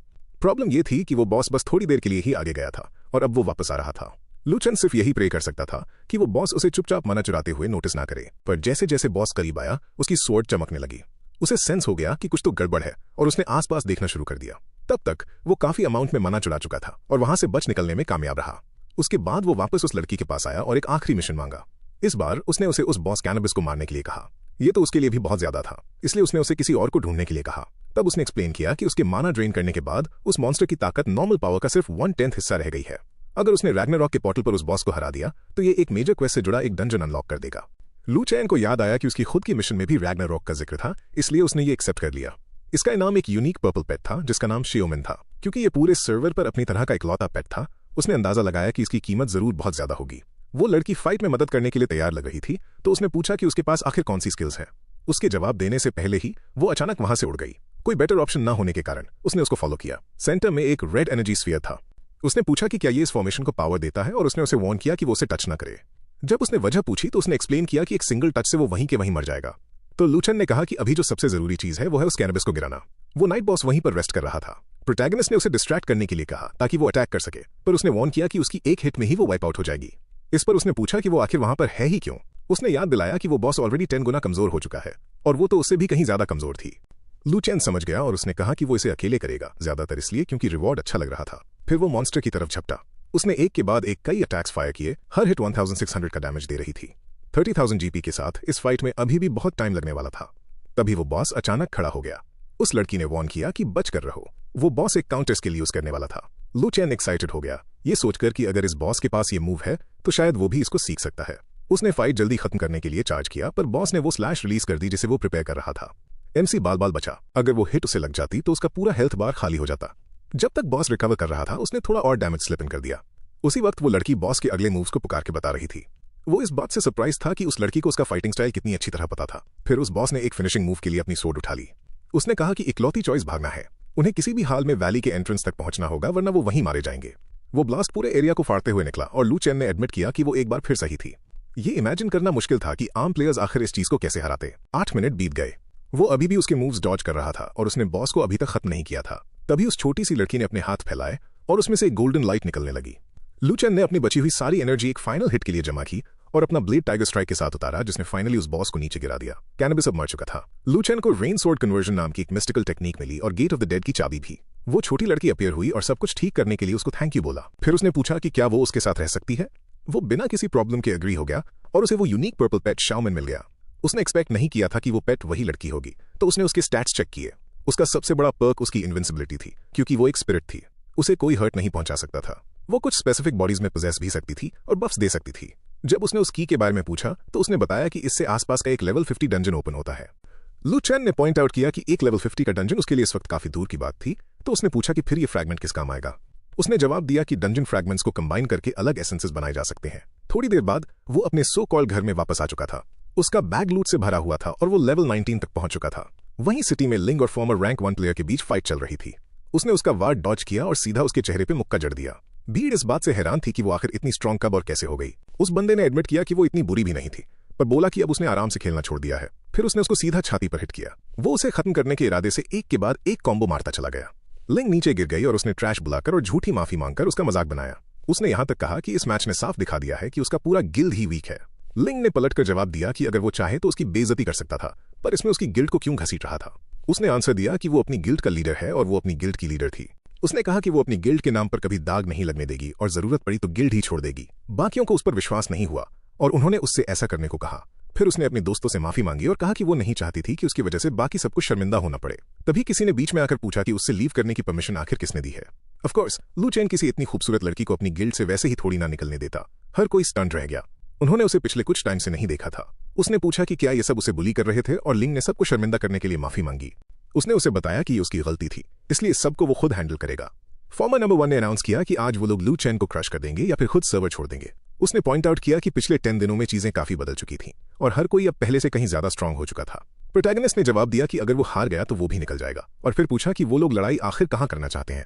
अब हर कोई देखना चाहता था कि असल में सर्वर किसको छोड़ना पड़ेगा। दोनों गिल्ड सिटी के बाहर एक जगह जमा हो गए। लोगों ने तुरंत नोटिस कर लिया कि एमसी के गिल्ड में मेंबर्स काफी कम थे। एनिमी लीडर ने अपने हाथ फैलाए और कहा कि जिसको भी डर लग रहा हो वो अभी भाग सकता है, पर लू चेन ने अपने लोगों को जोश दिलाते हुए कहा कि वो पीछे नहीं हटेंगे। एक फ्रेंड ने लू चेन से कहा कि वो अपना बेस्ट देंगे, पर उसने उन्हें सिर्फ टेंशन ना लेने को बोला। वो अब ये मेक श्योर करने वाला था कि उसकी गिल्ड से कोई और कभी ना उलझे। लोगों को यकीन नहीं हो रहा था कि वो अकेले ही उन सब की तरफ बढ़ता जा रहा था। उसके इस एटीट्यूड से तंग आकर उन सब ने एक साथ उस पर रश कर दिया, पर वो लोग ये नहीं जानते थे कि स्पिरिट क्वेस्ट के बाद लू चेन कहीं ज्यादा स्ट्रांग हो चुका था। यहां तक कि जो लोग दूर से मैच देख रहे थे वो भी श्योर नहीं थे कि वो इसमें कामयाब हो पाएगा या नहीं। उनके लीडर ने कहा कि वो आज इस सर्वर से गायब हो जाएगा, पर उसने कामली जवाब दिया कि ऐसा कुछ नहीं होने वाला। फिर उसने अपना एक डबल स्वॉर्ड स्लैश अनलीश कर दिया। ये एक ऐसा एरिया अटैक था जिसके असर में आए हर एक बंदे को 1000 से ज्यादा का डैमेज पड़ा। एनिमी लीडर स्टन रह गया। उसने कभी किसी को पूरे ग्रुप को एक साथ इतनी जोरदार हिट करते नहीं देखा था। पर लू चेन बस यहीं नहीं रुका और उसने उनकी पूरी गिल्ड को वाइप आउट करना शुरू कर दिया। इससे पहले कि उनका लीडर कुछ रिएक्ट कर पाता, उसकी गिल्ड ऑलरेडी जमीन पर पड़ी थी और अगले ही सेकंड में वो भी ढेर हो चुका था। किसी को नहीं पता था कि प्रोटैगनिस्ट के पास इतनी ब्रूटल एरिया स्किल भी थी और उसने उनके आखिरी सांस तक उन पर कोई रहम नहीं खाया, ये पक्का करने के लिए कि वो पूरी तरह से खत्म हो जाए। अजीब बात तो ये थी कि उसकी खुद की गिल्ड उसके लिए चीयर नहीं कर रही थी। असल में वो इस बात से इतने हैरान थे कि उन्हें समझ नहीं आ रहा था कि ये सब रियल है या वो हैक कर रहा था। अब एक बात तो बिल्कुल साफ थी, कोई भी उनकी गिल्ड से पंगा लेने की भूल दोबारा नहीं करेगा। फिर भी लू चेन इस मैसेज को थोड़ा और लाउडली पहुंचाना चाहता था, तो वो वापस उस टावर की तरफ चला गया जहां उसने फ्लोर 5 पर पिछली बार स्टॉप किया था। इस बार वो उन अर्ली फ्लोर्स को आसानी से चीरते हुए आगे बढ़ गया। उसने अब काफी आगे तक जाने का प्लान बनाया था ताकि उसे जल्दी इस टावर में वापस आने की जरूरत ही न पड़े। शुरू के फ्लोर्स उसने 10 सेकंड से भी कम में क्लियर कर दिए थे। किसी ने बताया कि लू चेन 13 सेकंड से भी कम वक्त में 5वें फ्लोर तक पहुंच गया था। लोगों को अब सिर्फ एक ही चीज की फिक्र थी, क्या वो सच में फ्लोर 15 पार कर पाएगा। पर लिंक को उस पर पूरा भरोसा था। फ्लोर 12 पर यह पहली बार हुआ जब एनिमी एक सिंगल हिट से बच निकला। थोड़ी ही देर बाद वो फ्लोर 15 पर पहुंच गया। उन लड़कियों में से एक ने कहा कि लोगों को लगना शुरू हो गया है कि वो चीटिंग कर रहा है, पर उस लव स्ट्रक लड़की ने जिद पकड़ ली कि ऐसा बिल्कुल नहीं है, वो बस वैसा ही गिफ्टेड प्लेयर है। अगले ही सेकंड वो फ्लोर 16 पर था और उन्होंने ये कहते हुए खुशी मनाई कि अब कोई भी उनकी गिल्ड को टारगेट करने की हिम्मत नहीं करेगा। पर फिर लोगों ने यह पूछना शुरू कर दिया कि वो आखिर रुकेगा कब, क्योंकि वो तब तक फ्लोर 17 पर पहुंच चुका था और उसके फौरन बाद वो फ्लोर 19 पर भी आ गया। वो फ्लोर 20 तक पहुंच गया और बिना किसी दिक्कत के एक और एनिमी को हरा दिया। फिर भी उसने थोड़ा ड्रामा करने का डिसाइड किया, जैसे कि ये उसके लिए काफी हार्ड रहा हो, और वो टावर से बाहर आ गया। हर कोई ये सोचकर इंप्रेस था कि फ्लोर 20 पर जरूर कुछ टेरिफाइंग रहा होगा। उसके बाद वो गिल्ड चैलेंज करने चला गया। असेंशन क्रिस्टल्स पाने का यही इकलौता रास्ता था और उसे पता था कि कोई और अभी तक लेवल 7 क्लियर नहीं कर सकता था। अब तक लोग उसकी ताकत के बराबर पहुंचने की उम्मीद लगभग छोड़ ही चुके थे। बाद में लिंग ने उसे थैंक यू कहा। उसने उन्हें टेंशन ना लेने को बोला। वो उनका लीडर था तो वो सबकी हेल्प करेगा। वो बस उन स्पिरिट्स को अपने लिए रखेगा और बाकी सब कुछ उन सब में बांट देगा। लिंग जानना चाहती थी कि वो इतने सारे लोगों की इस तरह हेल्प क्यों कर रहा था। उसने उसे इन सब के बारे में ना सोचने और अपनी मैजिक पावर को बढ़ाने पर फोकस करने को बोला। फिर उसने उसे फ्रेंड रिक्वेस्ट भेजने के लिए कहा और बोला कि अगर कोई उसे परेशान करे तो वो उसे कॉल कर सकती है। वो इस बात से बेहद खुश थी कि उसके लीडर को वो अभी भी याद है। अब लू चेन के सामने एक नई प्रॉब्लम थी। उसका लेवल इतना हाई हो चुका था कि उसे समझ ही नहीं आ रहा था कि वो फार्म कहां करे। इसी दौरान कुछ प्लेयर्स एक अंडरग्राउंड केव के बाहर जमा हो रहे थे। वो इस डंजन के लिए टीम्स बनाने की कोशिश कर रहे थे, पर एमसी अकेले ही अंदर चला गया, ये उम्मीद लगाए हुए कि वहां उसे कोई छुपा हुआ एरिया मिल जाएगा। उस जगह के मॉन्स्टर्स रिडिकुलसली इजी थे, यहां तक कि लेवल 23 वाला बॉस भी उसके लिए कोई चैलेंज नहीं था। ये रन उसके लिए तभी मैटर करता अगर उसे कोई सीक्रेट वहां मिलता। बिल्कुल पिछले डंजन की तरह ओपनिंग को फास्ट क्लियर करने पर हिडन सेक्शन अनलॉक हो जाता था। फिर वहां एक नोटिस आ गया, अबिसल ज़ॉम्बी किंग आ रहा है। 5 मिनट बाद जमीन फटने लगी और मॉन्स्टर नीचे से बाहर निकल आया। ये एक लेवल 30 का डायमंड रैंक बॉस था। उसके पहले ही हिट ने लू चेन की छाती पर 4000 का डैमेज ठोक दिया और इसके ऊपर से वो 3 सेकंड के लिए अंधा हो गया। उसका फिजिकल डिफेंस और मूवमेंट स्पीड कम हो गई और उसकी मैक्स हेल्थ का 3% हिस्सा अगले 10 सेकंड्स तक हर सेकंड घटने लगा। अब जाके वो उस बॉस की पावर से सच में डर गया था। अगर ऐसे ही चलता रहा तो उसके जीतने का कोई चांस नहीं बचेगा। उसने अगला अटैक डॉज किया और रियलाइज किया कि ऐसे और 4 हिट्स उसे ढेर कर देंगे। फिर भी वो पैनिक नहीं कर रहा था क्योंकि बॉस काफी स्लो था। इसलिए वो उसके अटैक्स के आसपास दौड़ते हुए अपने वार वापस कर रहा था। असली प्रॉब्लम बॉस की ह्यूज डिफेंस और उसकी बहुत बड़ी हेल्थ पूल थी, और थोड़ा बहुत डैमेज खाने के बाद उस मॉन्स्टर ने दोबारा जमीन के अंदर खुद को गाड़ लिया। लू चैन सोचने लगा कि क्या ये डंजन सच में उसकी जान ले लेगा। फिर सभी को एक नोटिस आया कि उस एरिया को तब तक के लिए पॉज कर दिया गया है जब तक कोई सीक्रेट बॉस को हरा नहीं देता। ये फाइट ही डिसाइड करती कि क्या सभी उस डंजन का दूसरा लेवल अनलॉक कर पाएंगे या नहीं। उसकी बहन बहुत गुस्से में थी।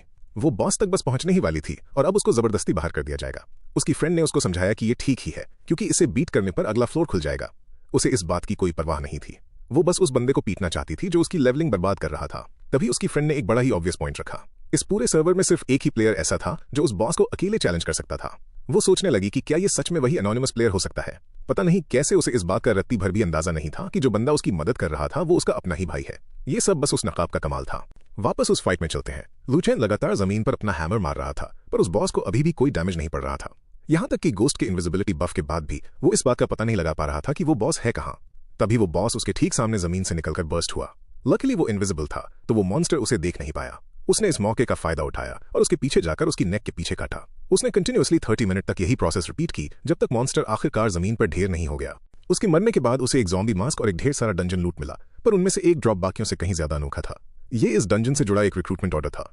उस आइटम ने उसे एक ज़ॉम्बी किंग को रिक्रूट करने का हक दे दिया था। उसे एक ऐसा मास्क भी मिला जो दूसरे लोगों की एनर्जी और स्पीड को कम कर देता था, और साथ में वही चाबी भी जिसको वो चाहता था, जो इस डंजन के दूसरे लेवल को खोलती थी। जैसे ही उसने इसे यूज किया, सब लोग एकदम अमेज हो गए।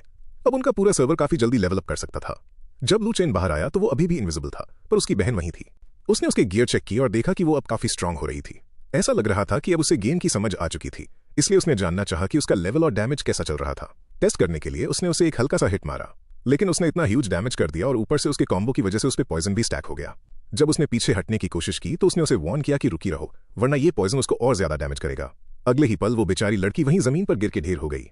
लू चैन बिल्कुल सुन्न पड़ गया। उसने गलती से अपनी ही बहन को मार दिया था। उसकी फ्रेंड ने कंफ्यूज होकर पूछा कि उसे किसने अटैक किया। वो शांत ही रहा, बस इस बात से थोड़ा खुश था कि उसकी तरफ से कोई आइटम ड्रॉप नहीं हुआ। उसके बाद वो एक दूसरे पहाड़ की तरफ चल पड़ा। क्योंकि इस चाबी की मदद से वो किसी भी नेक्स्ट डंजन को ओपन कर सकता था, तो उसने एक हिडन स्पॉट चुना। जब उसने इसे एक्टिवेट किया तो एक गोल्डन लाइट की बीम सीधा ऊपर की तरफ चली गई। इस बात ने भी यह तय कर दिया कि वो सबसे पहले अंदर जाएगा और इसको सबसे पहले क्लियर भी करेगा। पर जब वो अंदर गया तो वहां कोई मॉन्स्टर्स थे ही नहीं। पता चला कि यह खुद उसका एक पर्सनल डंजन था। वो लोगों से इसमें एंट्री फी भी मांग सकता था और इसमें कौन से आइटम्स और मॉन्स्टर्स होंगे ये भी चूज कर सकता था। वो जल्दी ही समझ गया कि इस तरीके से वो बिना ज्यादा एफर्ट्स डाले खूब पैसा कमा सकता था। तो उसने इस डंजन को लेवल 20 तक अपग्रेड करने में ढेर सारी करेंसी खर्च की। ऊपर से वो इसमें ऐसे क्रीचर्स भी खरीद कर डाल सकता था जिनसे प्लेयर्स फाइट कर सकें। सब कुछ सेट होने के बाद अब टाइम आ गया था बिजनेस को प्रॉपर्ली खोलने का। थोड़ी देर बाद जिन प्लेयर्स ने उस बीम को नोटिस किया वो उसके पास आ गए और उन्हें वो एंट्रेंस मिल गया। वो ये जानकर शॉक्ड थे कि एक पर्सनल डंजन किसी प्लेयर का हो सकता है। सबसे अजीब बात यह थी कि एक बार में इसमें सिर्फ एक प्लेयर ही जा सकता था। वहां मौजूद स्ट्रीमर्स ने फौरन इसे शोकेस करना शुरू कर दिया। उन्होंने रिवील किया कि ये नया dungeon famous player I am the only wild one का था। क्योंकि लू चैन ने मॉन्स्टर के लेवल्स बहुत सोच समझ कर रखे थे, तो प्लेयर्स यहां बड़ी तादाद में फार्मिंग करने आए और वो पैसा कमाता रहा। उसके इस डंजन की सबसे बड़ी ट्रिक ये थी कि इसमें अलग अलग किस्म की आइटम ड्रॉप्स मिलती थी, लेकिन ट्विस्ट ये था कि हर नई एंट्री पिछली वाली एंट्री से ज्यादा महंगी होती थी। इसी वजह से लालच में आकर प्लेयर्स बार बार वहां लौट कर आते रहते थे। वो बस और बेटर ड्रॉप्स और व्यूज के चक्कर में आते रहते थे। हमारी वीडियो यहीं एंड होती है। अगर आपको पसंद आई हो तो लाइक छोड़ देना। मिलते हैं नेक्स्ट टाइम और